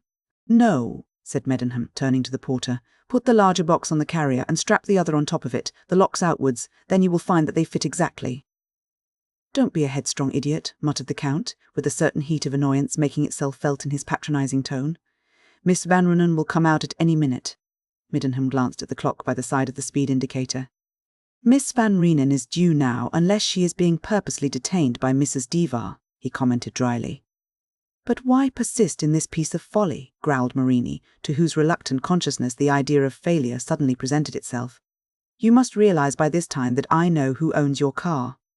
A telegram from me will put the authorities on your track, your arrest will follow, and Miss Vanrenen will be subjected to the gravest inconvenience. Sacre nom d'un pipe. If you will not yield to fair means, I must resort to foul. It comes to this. You either quit Bristol at once, or I inform Miss Vanrenen of the trick you have played on her." Medenham turned and picked up from the seat the pair of stout driving gloves which had caught Smith's inquiring eye by reason of their quality and substance. He drew on the right-hand glove and buttoned it. When he answered, he spoke with irritating slowness. "Would it not be better for all concerned that the lady in whose behalf you profess to be so deeply moved should be permitted to continue her tour without further disturbance? You and I can meet in London, monsieur, and I shall then have much pleasure in convincing you that I am a most peaceable and law-abiding person." "No," came the angry retort, "I have decided. I withdraw my offer to overlook your offence. At whatever cost, Miss Vanrenen must be protected until her father learns how his wishes have been disregarded by a couple of English bandits." "Sorry," said Medenham coolly. He alighted in the roadway, as the driving seat was near the curb. A glance into the vestibule of the hotel revealed Cynthia, in motor coat and veil, giving some instructions, probably with regard to letters, to a deferential hall porter. Walking rapidly round the front of the car, he caught Marinee's shoulder with his left hand. "If you dare to open your mouth in Miss Vanrenen's presence, other than by way of some commonplace remark, I shall forthwith smash your face to a jelly," he said. A queer shiver ran through the Frenchman's body, but Medenham did not commit the error of imagining that his adversary was afraid. His grip on Marinee's shoulder tightened. The two were now not 12 inches apart, and the Englishman read that involuntary tension of the muscles aright, for there is a palsy of rage as of fear. "I have some acquaintance with the savate," he said suavely. "Please take my word for it, and you will be spared an injury. A moment ago you offered to treat me like a gentleman. I reciprocate now by being willing to accept your promise to hold your tongue. Miss Vanrenen is coming. What say you?" "I agree," said Marini, though his dark eyes blazed redly. "Ah, thanks." And Medenham's left hand busied itself once more with the fastening of the glove. "You understand, of course?" he heard in a soft snarl. "Perfectly. The truce ends with my departure. Meanwhile, you are acting wisely. I don't suppose I shall ever respect you so much again." "Now, you two, what are you discussing?" cried Cynthia from the porch. "I hope you are not trying to persuade my chauffeur to yield his place to you, Monsieur Marigny. Once bitten, twice shy, you know, and I would insist on checking each mile by the map if you were at the wheel." "Your chauffeur is immovable, mademoiselle," was the ready answer, though the accompanying smile was not one of the Count's best efforts. "He looks it. Why are you vexed, Fitzroy? Can't you forgive your friend Simmons?" Cynthia lifted those demure blue eyes of hers and held Medenham's gaze steadfast. "I trust you are not challenging contradiction, Miss Vanrenen," he said, with deliberate resolve not to let her slip back thus easily into the role of gracious employer. She did not flinch, but her eyebrows arched a little. "Oh no," she said offhandedly. "Simmons told me his misfortunes last night, and I assumed that you and he had settled matters satisfactorily between you." "As for that," broke in the Count, "I have just offered my car as a substitute, but Fitzroy prefers to take you as far as Hereford, at any cost." "Hereford. I understood from Simmons that Mr. Fitzroy would see us through the remainder of the tour. Monsieur Marigny is somewhat vague in our island topography. You saw that last evening," said Medenham. He smiled. Cynthia, too, glanced from one to the other with a frank merriment that showed how fully she appreciated their mutual dislike. As for Marigny, his white teeth gleamed now in a sarcastic grin. "Adversity is a strict master," he said, lapsing into his own language again. "My blunder of yesterday has shown me the need of caution, so I go no farther than Hereford in my thoughts." "It is more to the point to tell us how far you are going in your car," cried the girl lightly. "I too hope to be in Hereford tonight." "Mrs. Devar says you mean to spend Sunday there." "If that is a fixed thing, and you can bear with me for a few hours, I shall meet you there without fail. Come by all means if your road lies that way, but don't let us make formal engagements. I love to think that I am drifting at will through this land of gardens and apple blossom, and, just think of it, 3 cathedrals in one day, a minster for breakfast, lunch and dinner, with Tintern Abbey thrown in for afternoon tea. Such a wealth of medievalism makes my head reel. I was in there for matins." And she nodded to the grave old pile rearing its massive Gothic within a few paces of the hotel. "At high noon we shall visit Gloucester, and tonight we shall see Hereford. All that within a short 100 miles, to say nothing of Chepstow, Monmouth, the Wye Valley. Ah me, I shall never overtake my correspondence while there are so many glories to describe. See, I have bought some darling little guide-books which tell you just what to say in a letter. What between judicious extracts and a sheaf of picture postcards scribbled at each place, I'll try and keep my friends in good humour." She produced from a pocket 3 of the red-covered volumes so familiar to Americans in Britain, and to Britons themselves, for that matter, when the belated discovery is made that it is not necessary to cross the Channel in order to enjoy a holiday, and showed them laughingly to Medenham. "Now," she cried, "I am armed against you. No longer will you be able to paralyse me with your learning. If you say 1269 at Tintern, I shall retort with 1387 at Monmouth. When you point out Nell Gwynne's birthplace in Hereford, I shall take you to the Haven Inn, where David Garrick was born, and, if you aren't very, very good, I shall tell you how much the new town hall cost, and who laid the foundation stone." Medenham alone held the key to the girl's lively mood, and it was a novel and quite delightful sensation to be thus admitted to the inner shrine of her emotions, as it were. She was chattering at random in order to smooth away the awkwardness of meeting him after that whispered indiscretion at their parting overnight. Here, at least, Merenny was hopelessly at sea, disorienter, as he would have put it, because he could not possibly know that Cynthia herself had counselled the disappearance of Simmons. Indeed, he attributed her high spirits to mere politeness, to her wish that he should believe she had forgotten the fiasco on the Mendips. This imagined salving of his wounded vanity served only to inflame him the more against Medenham. He was still afire with resentment, since no Frenchman can understand the rude Saxon usage that enforces submission under a threat of physical violence. That a man should be ready to defend his honour, to convince an opponent by endeavouring to kill him. Yes, he accepted without cavil those tenets of the French social code.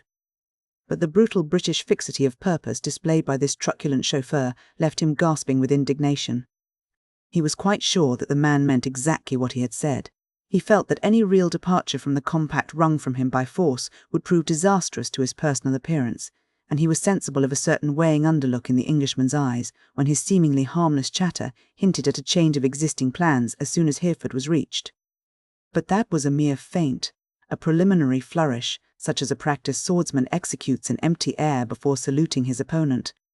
He had not the slightest intention of testing Medenham's pugilistic powers just then.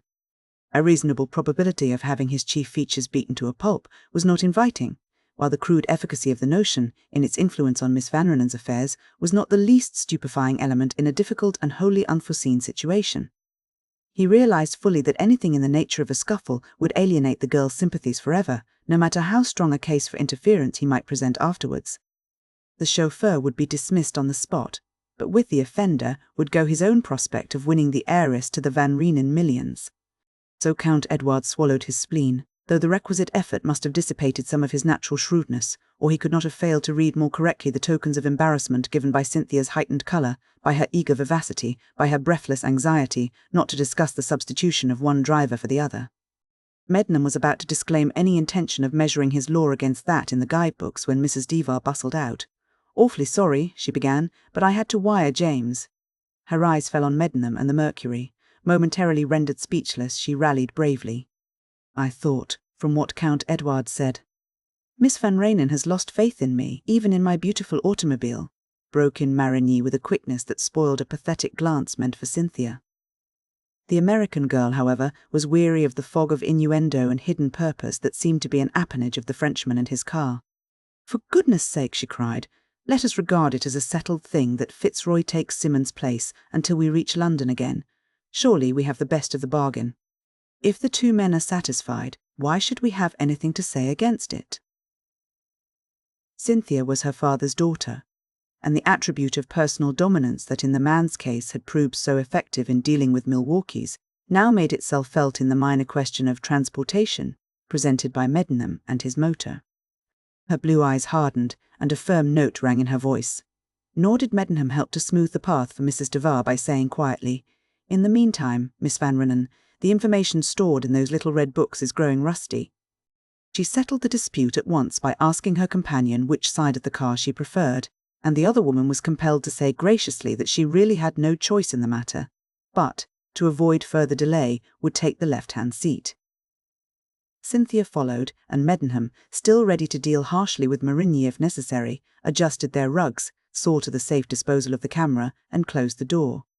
At that instant, the hall porter hurried down the steps. "Beg pardon, Mum," he said to Mrs. Devar, thrusting an open telegram between Medenham and Cynthia. "But there's one word here." She snatched the form angrily from his outstretched hand. "Which one?" she asked. "The word after, 'Come round this side, you are incommoding Miss Vanrenen.'" The man obeyed, with the curious fatality which attends such incidents. Even among well-bred people, not a word was spoken by any of the others. To all seeming, Mrs. Devar's cramped handwriting might have concealed some secret of gravest import to each person present. It was not really so thrilling when heard. "That is Raven. Plain enough, I should think," she snapped. "Thank you, Mum. The Raven, Shrewsbury," read the hall porter. Medenham caught Merenny's eye. He was minded to laugh outright, but forbore. Then he sprang into his seat, and the car curled in quick semicircle and climbed the hill to the left, while the Frenchman, surprised by this rapid movement, signalled frantically to Mrs. Duvar, nodding farewell, that they had taken the wrong road. "Not at all," explained Medenham. "I want you to see the Clifton Suspension Bridge, which is 100 feet higher in the air than the Brooklyn Bridge." "I'm sure it isn't," cried Cynthia indignantly. "The next thing you will tell me is that the Thames is wider than the Hudson." "So it is, at an equal distance from the sea." "Well, trot out your bridge." Seeing is believing all the time. But Cynthia had yet to learn the exceeding wisdom of Ezekiel when he wrote of those which have eyes to see and see not, for never was optical delusion better contrived than the height above water level of the fairy-like structure that spans the Avon below Bristol. The reason is not far to seek. The mind is not prepared for the imminence of the swaying roadway that leaps from side to side of that tremendous gorge. On either crest are pleasant gardens, pretty houses, tree-shaded paths, and the opposing precipices are so prompt in their sheer fall that the eye insensibly rests on the upper level and refuses to dwell on the river far beneath. So Cynthia was charmed but not convinced, and Medenham himself could scarce believe his recollection that the tops of the towers of the far larger bridge at Brooklyn would be only 26 feet higher than the roadway at Clifton. Mrs. Duvar, of course, showed an utter lack of interest in the debate. Indeed, she refused emphatically to walk to the middle of the bridge on the plea of light-headedness, and Cynthia instantly availed herself of the few minutes tete-a-tete thus vouchsafed. "Now," said she, looking not at Medenham, but at the titanic cleft cut by a tiny river, "now, please, tell me all about it." "Just as at Cheddar the rocks are limestone," he began. "Oh, bother the rocks. How did you get rid of Simmons, and why is Count Marigny mad, and are you mixed up in Captain Duvar's mighty smart change of base?" "Tell me everything. I hate mysteries. If we go on at the present rate, some of us will soon be wearing masks and cloaks and stamping our feet and saying, 'Ha! Ha!' or 'Steth!' or something equally absurd. Simmons is a victim of science. If the earth wire of a magneto makes a metallic contact, there is trouble in the cylinders, so Simmons is switched off until he can locate the fault. The work of a minute. It will take him 5 days at least." Then Cynthia did flash an amused glance at him, but he was watching a small steamer puffing against the tide, and his face was adamant. "Go on!" she cried quizzically. "What's the matter with the Count's cylinders? He professed to believe that I had stolen somebody's car, and graciously undertook to shield me if I would consent to run away at once, leaving you and Mrs. Duvar to finish your tour in the Du Vallon. And you refused?" "Yes." "What did he say?" "Very little." He agreed. "But he is not the sort of person who turns the other cheek to the smiter." "I didn't smite him," Medenham blurted out. Cynthia fastened on to the hesitating denial with the hawk-like pounce of some barrister famous for merciless cross-examination of a hostile witness. "Did you offer to?" she asked. "We dealt with possible eventualities," he said weakly. "I knew it. There was such a funny look in your eyes when I first saw you." Funny is the right word. The crisis was rather humorous. "Poor man, he only wished to be civil, perhaps. I mean, that is, in lending his car, and he may really have thought you were not a chauffeur, like Simmons or Smith, for example. You wouldn't have hit him, of course. I sincerely hope not." She caught her breath and peered at him again, and there was a light in her eyes that would have infuriated Marigny had he seen it.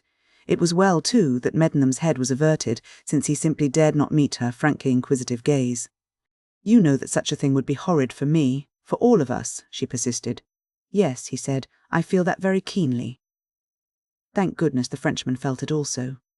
Cynthia thought fit to skip to the third item in her list. "Now as to Captain Duvar," she cried.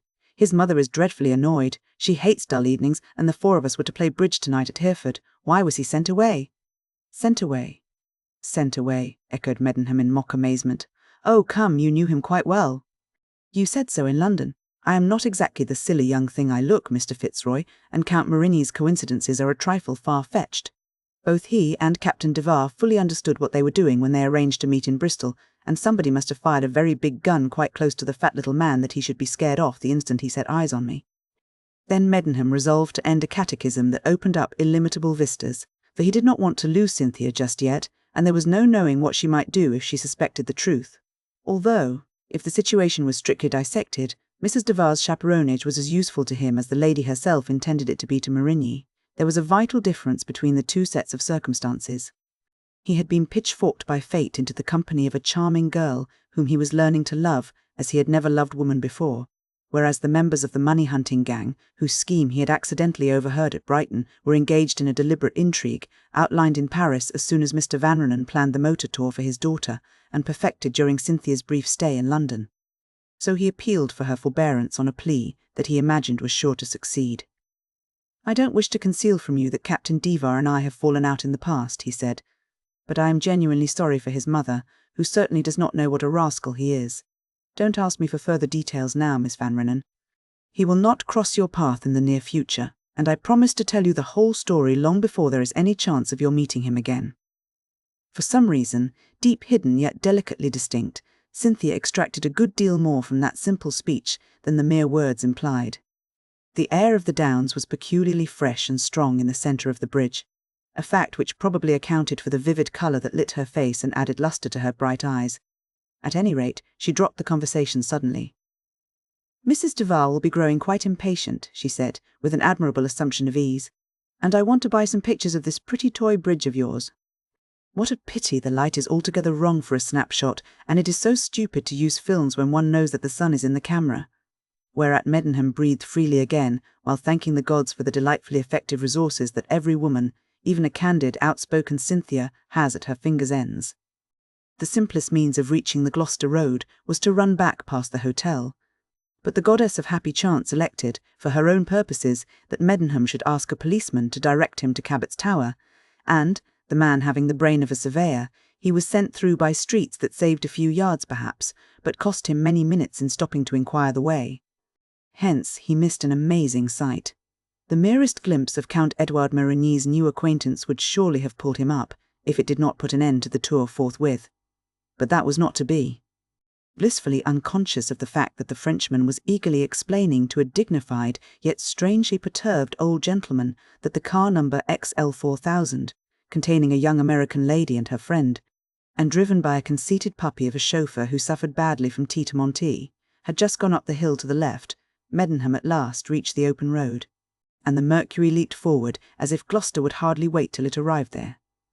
The old gentleman had only that minute alighted from a station cab, and a question he addressed to the hall porter led that civil functionary to refer him to Marigny as a friend of the parties concerned. But the newcomer drew himself up somewhat stiffly when the foreign personage spoke of Medenham as a puppy. "Before our conversation proceeds any farther, I think I ought to tell you that I am the Earl of Fairholme and that Viscount Medenham is my son," he said. Marigny looked so blank at this that the Earl's explanation took fresh shape.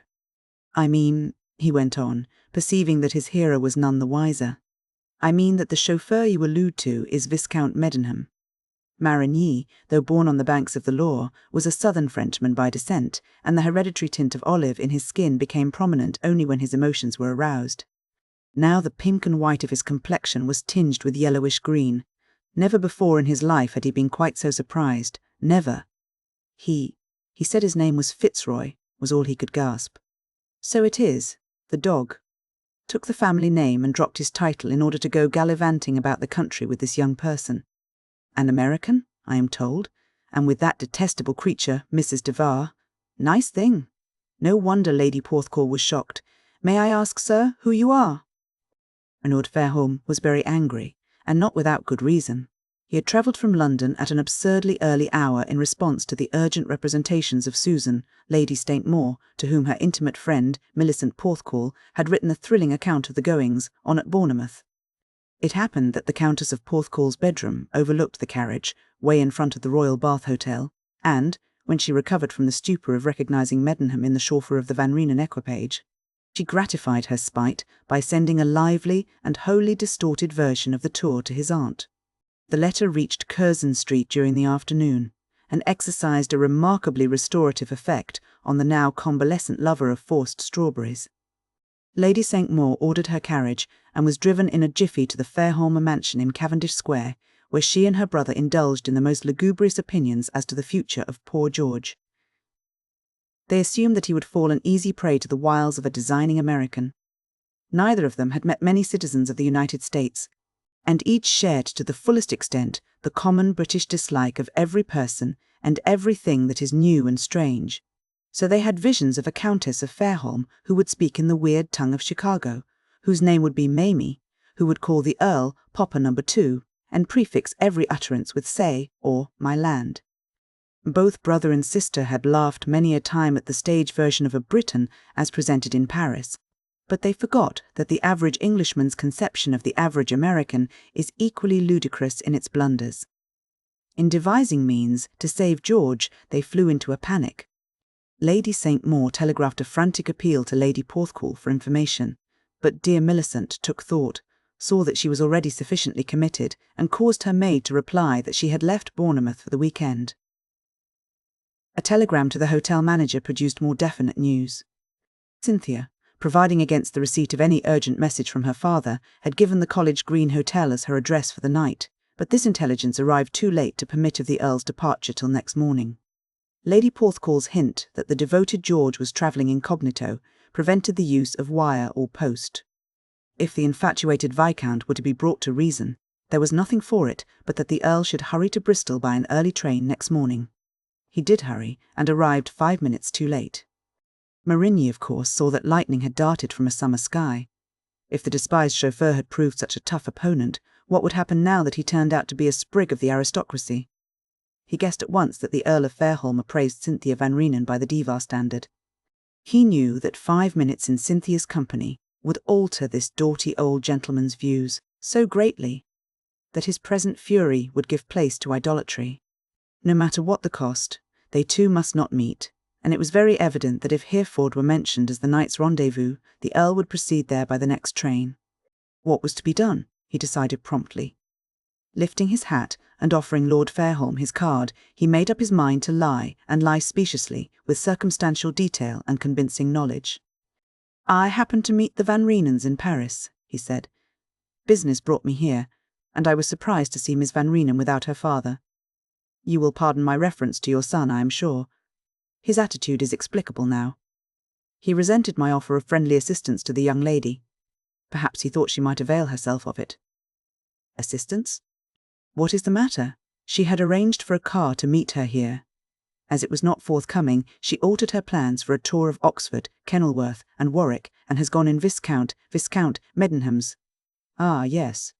I did not catch the name precisely, in your son's car to London." By this time Lord Fairholme had ascertained the Frenchman's description, and he was sufficiently well acquainted with the valley of the Loire to recollect the Château Marigny as a house of some importance. "I beg your pardon, Monsieur le Comte, if I seemed to speak brusquely at first," he said, "but we all appeared to be mixed up in a comedy of errors. I remember now that my son telegraphed from Brighton to say that he would return today. Perhaps my journey from town was unnecessary, and he may be only engaged in some harmless escapade that is now nearing its end. I am very much obliged to you, and I hope you will call when next you are in London. You know my name. My place is in Cavendish Square. Good day." So Marigny was left a second time on the steps of the hotel, while the cab which brought the Earl of Fairholme from the railway station took him back to it. The Du Vallon came panting from the garage, but the Frenchman sent it away again. Hereford was no great distance by the direct road, and he had already determined not to follow the tortuous route devised by Cynthia for the day's run. Moreover, he must now reconsider his schemes. The long telegrams which he had just dispatched to Diva in London and to Peter Vanrenen in Paris might demand supplements. And to think of that accursed chauffeur being a viscount, his gorge rose at that. The thought almost choked him. It was well that the hall porter did not understand French, or the words that were muttered by Marigny as he turned on his heel and re-entered the hotel might have shocked him. And, indeed, they were most unsuited for the ears of a hall porter who dwelt next door to a cathedral. Chapter 8. Breakers Ahead. Hull's title, borrowing from Shakespeare, was certainly justified by current events, for Dromio of Ephesus and Dromio of Syracuse, to say nothing of their masters, were no bad prototypes of the chief actors in this Bristol comedy. Simmons, not knowing who might have it in mind to investigate the latest defect in his car, decided it would be wise to disappear until Viscount Medenham was well quit of Bristol. By arrangement with Dale, therefore, he picked up the latter soon after the Mercury was turned over to Medenham's hands. In effect, the one chauffeur took the other on a bus driver's holiday. Dale was free until 2 o'clock. At that hour he would depart for Hereford and meet his master, with arrangements made for the night as usual. Meanwhile, the day's programme included a pleasant little run to Bath and back. It was a morning that tempted to the road, but both men had risen early, and a pint of bitter seemed to be an almost indispensable preliminary. From Bristol to Bath is no distance to speak of, so a slight dallying over the beer led to an exchange of recent news. Dale, it will be remembered, was of sporting bent, and he told Simmons gleefully of his successful bet at Epsom. 5 golden quidlets, his lordship shoved into me fist at Brighton, he chortled. Have you met Smith, who is looking after the Frenchman's du Vallon? No? Well, he was there, and his goggles nearly cracked when he saw the money paid, 2 points over the market price and all. Sometimes one spots a winner by chance, observed Simmons judicially. And that reminds me. Last night, a fella told me there was a good thing at Kempton today. Now, what was it? Dale instantly became a lexicon of weird-sounding words, for the British turf is exceedingly democratic in its pronunciation of the classical and foreign names frequently given to racehorses. His stock of racing lore was eked out by reference to a local paper, still Simmons scratched an uncertain pate. Pity too, he said at last. This chap had it from his nevy, who married the sister of a housemaid at Beckhampton. Dale whistled. Here was news indeed. Beckhampton, the home of good things, is that where it comes from? Yes, something real hot over a mile. Can't you think? Let's look again at the entries. Wait a bit, cried Simmons. I've got it now. Second horse from the top of the column in tomorrow's entries in yesterday's Sportsman. Dale understood exactly what the other man meant, and, so long as he understood, the fact may suffice for the rest of the world. Tell you what, he suggested eagerly. When you're ready, we'll just run to the station and ask the bookstall people for yesterday's paper. The inquiry, the search, the triumphant discovery, the telegraphing of the information, and a sovereign to Tompkinson in Cavendish Square. 5 bob each way for each of the 2. All these things took time, and time was very precious to Dale just then. Unhappily, time is often mute as to its value, and Bath is really quite close to Bristol.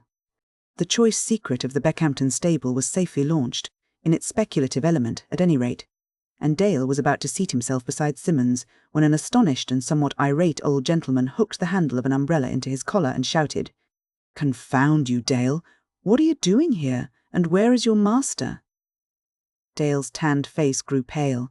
His ears and eyes assumed the semblance of a scared rabbit's, and the power of speech positively failed him. "Do you hear me, Dale?" cried the Earl, that instant alighted from a cab. "I am asking you where Viscount Medenham is. If he has gone to town, why have you remained in Bristol?" "But his lordship hasn't gone to London, my lord," stuttered Dale, finding his voice at last, and far too flustered to collect his wits, though he realised in a dazed way that it was his duty to act exactly as Viscount Medenham would wish him to act in such trying circumstances. And, indeed, many very clever people might have found themselves sinking in some such unexpected quicksand, and be not one whit less bemused than the miserable chauffeur. Morally, he had given the only possible answer that left open a way of escape, and he had formed a sufficiently shrewd estimate of the relations between his master and the remarkably good-looking young lady whom the said master was serving with exemplary diligence, to fear dire consequences to himself if he became the direct cause of a broken idol. The position was even worse if he fell back on an artistic lie. The Earl was a dour person where servants were concerned, and sailor maid did not demand John the Baptist's head on a salver with greater gusto than the autocrat of Fairholme would insist on Dale's dismissal when he discovered the facts. Talk of the Horn dilemma. Here was an unfortunate asked to choose which bristle of a porcupine he would sit upon. The mere presence of his lordship in Bristol betokened a social atmosphere charged with electricity, a phase of the problem that constituted the only clear item in Dale's seething brain. It was too much for him. In sudden desperation, he determined to stick to the plain truth. He had to elect very quickly, for the peppery-tempered Earl would not brook delay. Not gone to London, you say? Then, where the devil has he gone to? A gentleman at the hotel, a French gentleman, who said he had met these persons with whom my son is gadding about the country, told me that they had left Bristol this morning for London, because a car that was expected to meet them here had broken down. Suddenly his lordship, a county magistrate noted for his sharpness, glanced at Simmons. He marched round to the front of the car and saw that it was registered in London. He waved an accusing umbrella in air. "What car is this? Is this the motor that won't go? It seems to have reached Bristol all right. Now, my men, I must have a candid tale from each of you, or the consequences may be most disagreeable. You, I presume," and he lunged and tierced at Simmons, "have an employer of some sort, and I shall make it my business." "This is my own car, my lord," said Simmons stiffly. He could be stubborn as any member of the upper house when occasion served.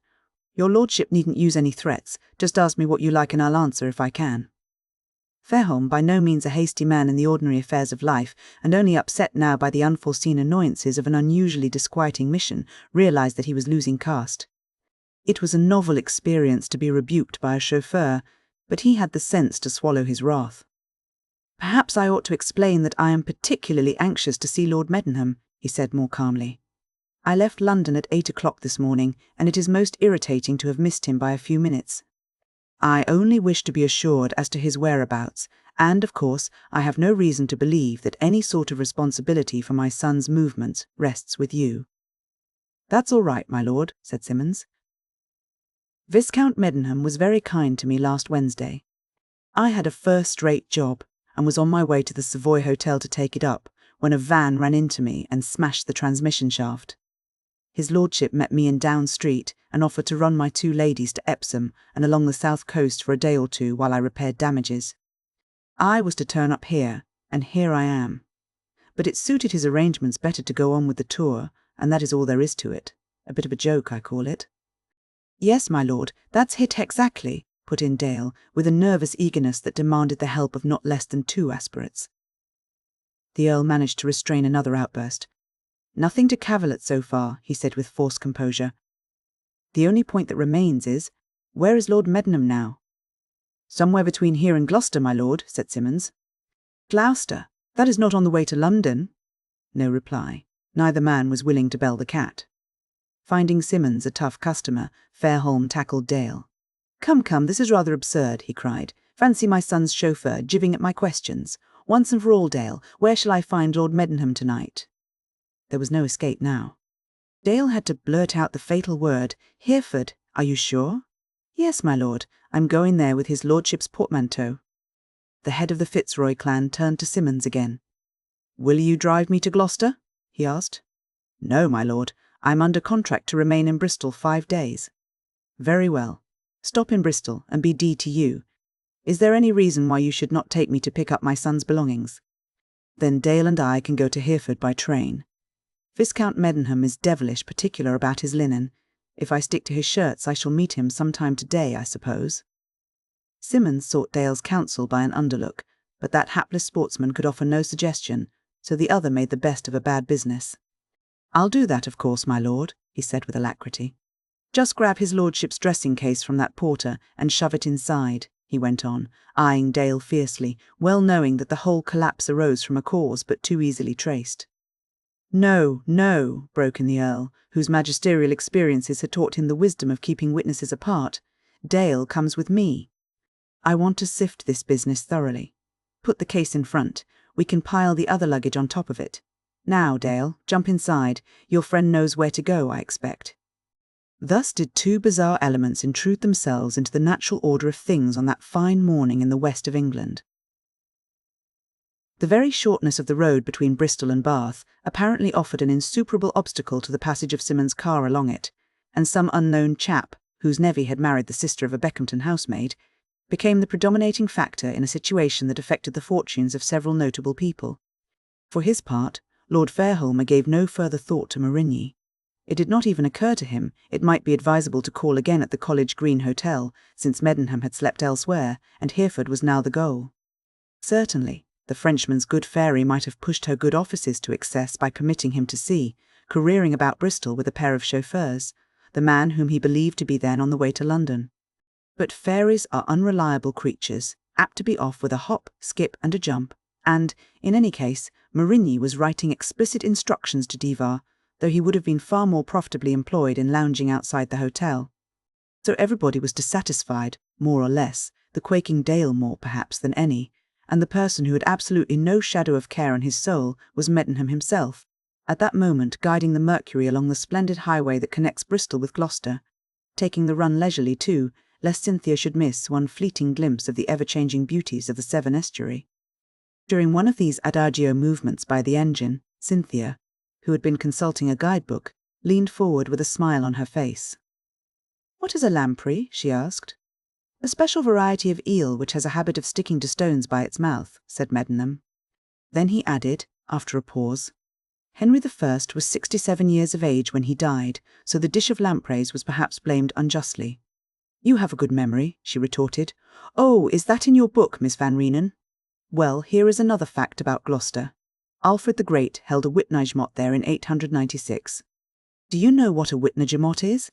Yes, she said, a smoking concert.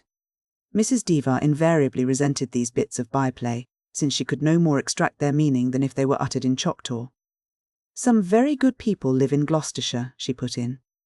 There are the... She began to give extracts from Burke's Landed Gentry, whereupon the speedometer index sprang to 45, and a noble 15th-century tower soon lifted its stone lacework above the trees and spires of the ancient city.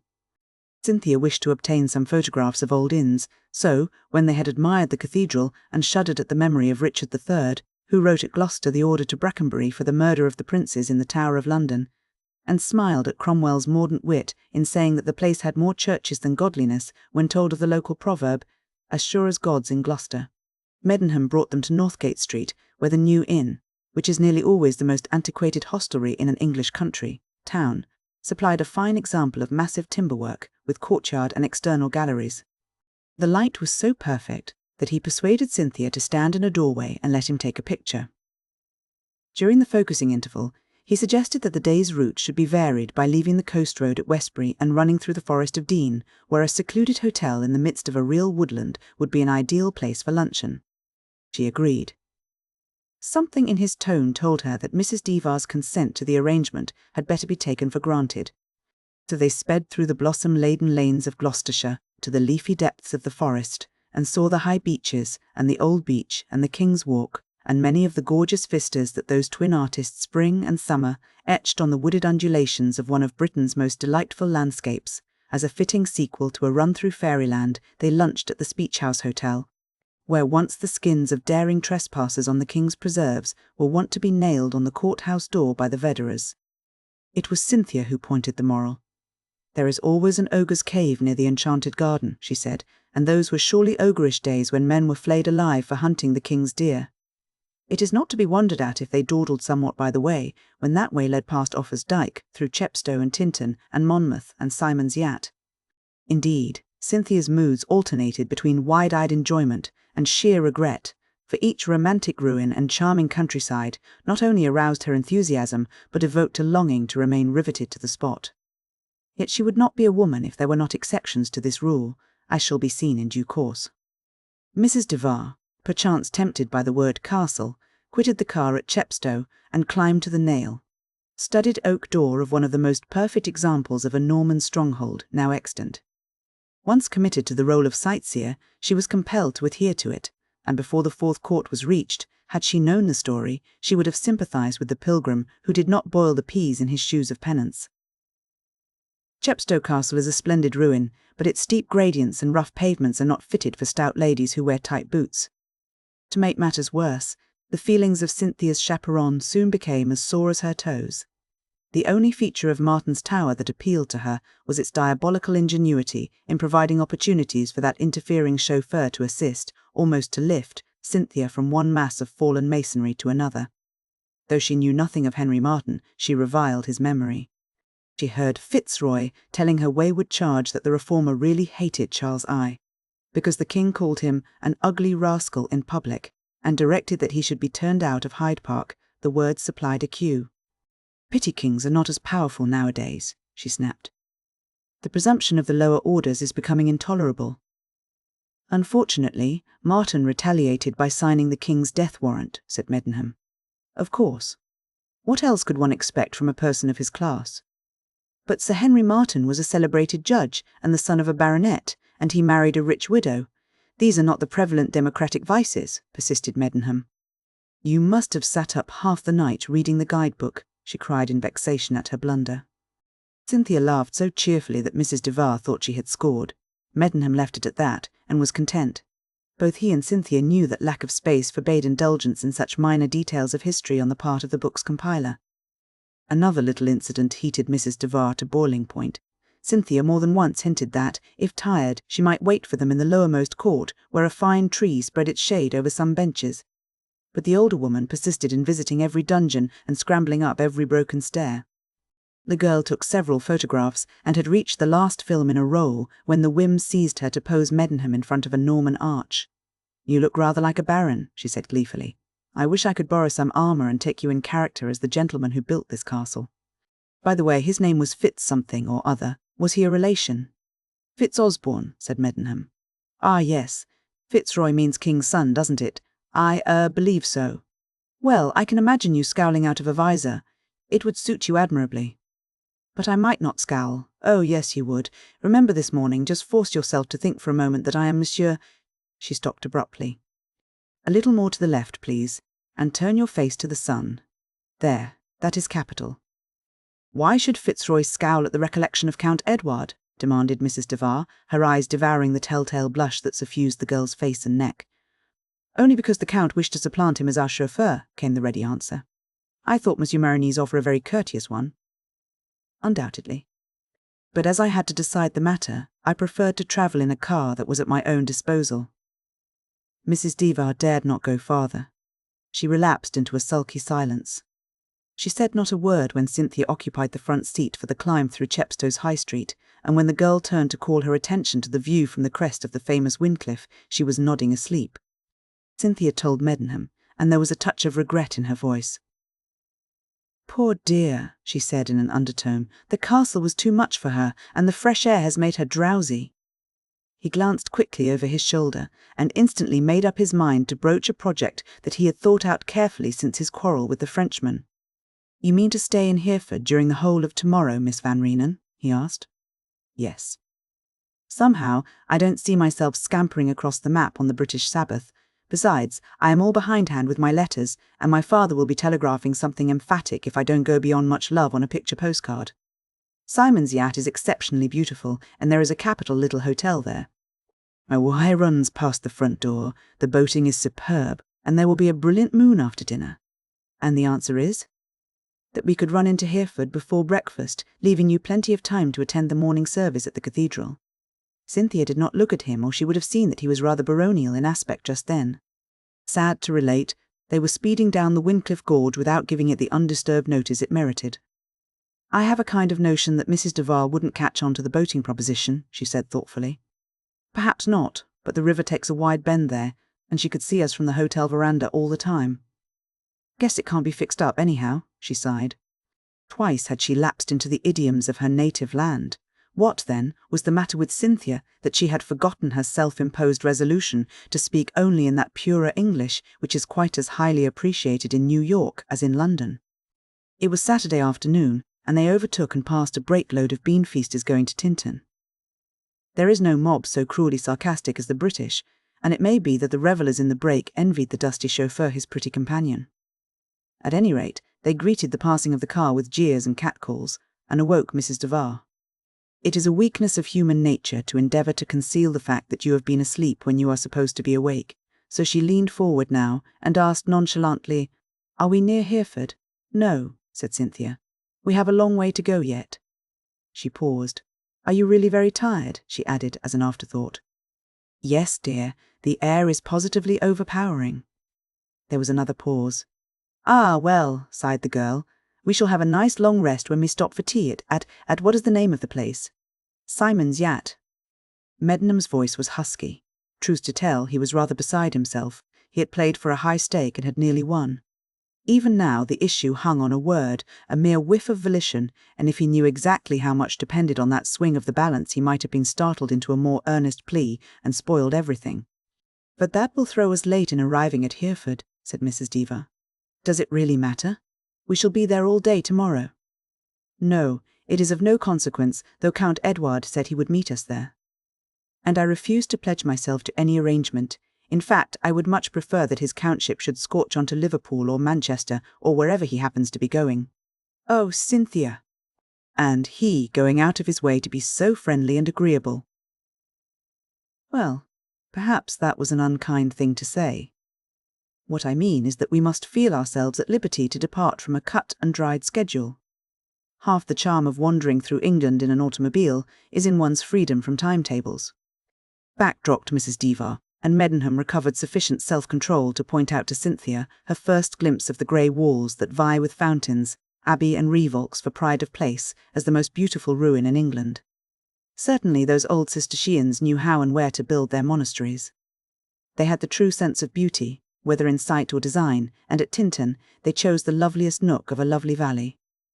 Cynthia silently feasted her vision on each new panorama revealed by the winding road, and ever the grey abbey grew more distinct, more ornate, more completely the architectural gem of an entrancing landscape.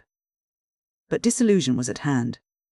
Rounding the last bend of the descent, the Mercury purred into the midst of a collection of horsed vehicles and frayed motors. By some unhappy chance, the whole countryside seemed to have chosen Tintern as a rendezvous that Saturday. The patrons of a neighbouring hotel overflowed into the roadway, the brooding peace of the dead. And gone monks had fled before this invasion, instead of memories of mitred abbots and cowled friars. There were the realities of loud-voiced grooms and pork-pie eating excursionists. "Please drive on," whispered Cynthia. "I must see Tintern another time."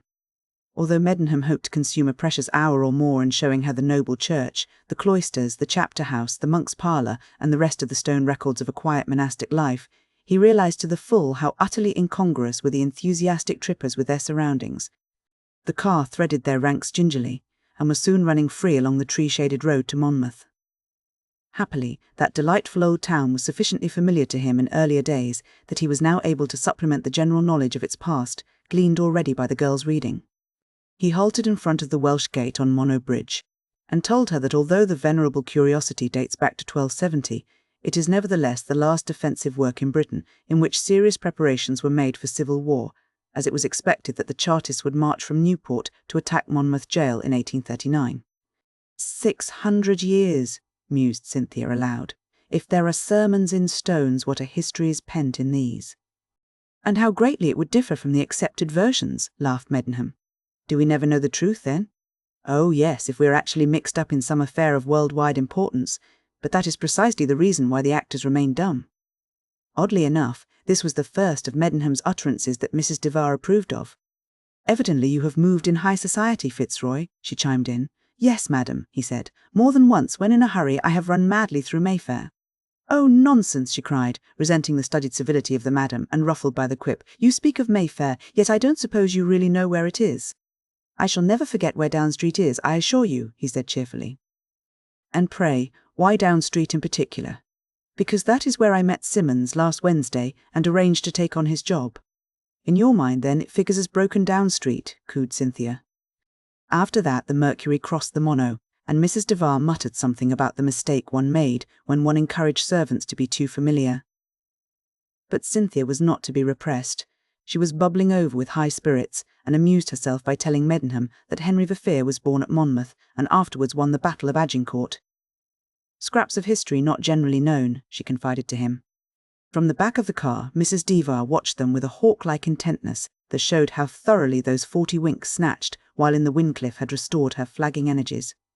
Though it was absurd to suppose that Cynthia Vanrenen, daughter of a millionaire, a girl dowered with all that happy fortune had to give, would so far forget her social position as to flirt with the chauffeur of a hired car, this experienced marriage.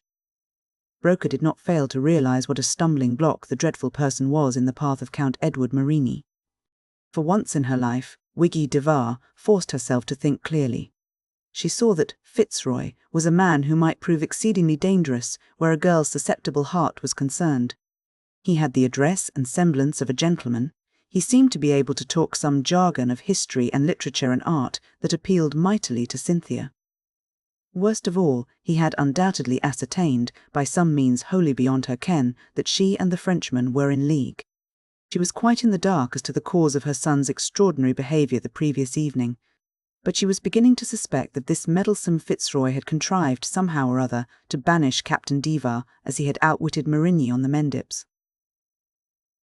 Talented schemer that she was, she did not believe for a moment that Simmons had told the truth at Bristol. She argued, with cold logic, that the man would not risk the loss of an excellent commission by bringing from London a car so hopelessly out of repair that it could not be made available under 4 or 5 days. But her increasing alarm centred chiefly in Cynthia's attitude. If, by her allusion to a cut-and-dried schedule, the girl implied a design to depart from the tour planned in London, then the Count's wooing became a most uncertain thing, since it was manifestly out of the question that he should continue to waylay them at stopping places chosen haphazard during each day's run. So Mrs. Devar noted with a malignant eye each friendly glance exchanged by the couple in front, and listened to the snatches of their talk with a malevolence that was fanned to fury by their obvious heedlessness of her presence. She felt that the crisis called for decisive action.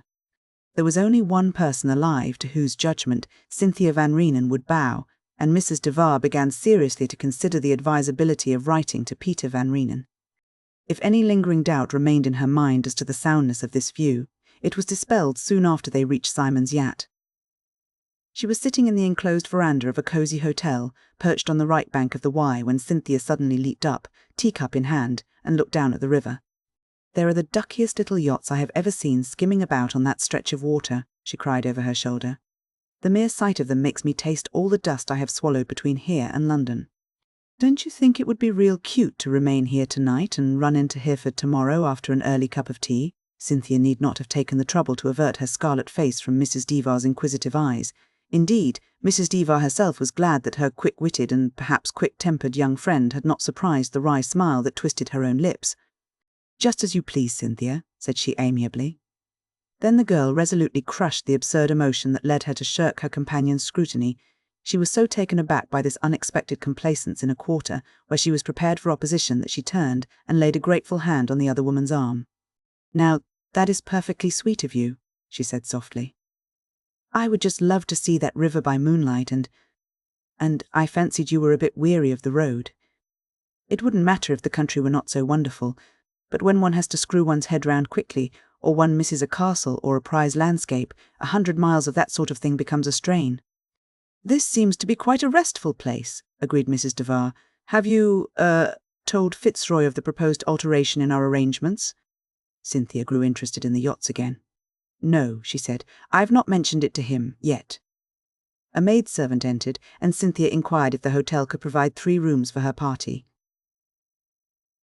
The girl, a pretty celt of the fair-haired type, said she was sure there was accommodation. "Then," said Cynthia, with what she felt to be a thoroughly self-possessed air, "please ask my chauffeur if he would like another cup of tea, and tell him to house the car and have our boxes sent in, as we shall stay here till 8:30 tomorrow morning." Mrs. Devar's letter to Peter Vanrenen forthwith entered the category of things that must be done at the earliest opportunity. She wrote it before dinner, taking a full hour in the privacy of her room to compose its few carefully considered sentences. She posted it too, and was confirmed in her estimate of its very real importance when she saw a muslined Cynthia saunter out and join Fitzroy, who happened to be standing on a tiny landing stage near a boathouse. Yet, so strangely constituted is human nature of the Devar variety, she would have given half the money she possessed if she could have recalled that letter an hour later. But His Majesty's mails are inexorable as fate. A 2d halfpenny stamp had linked Simon's yacht and Paris, and not all Mrs. Devar's world-worn ingenuity could sunder that link.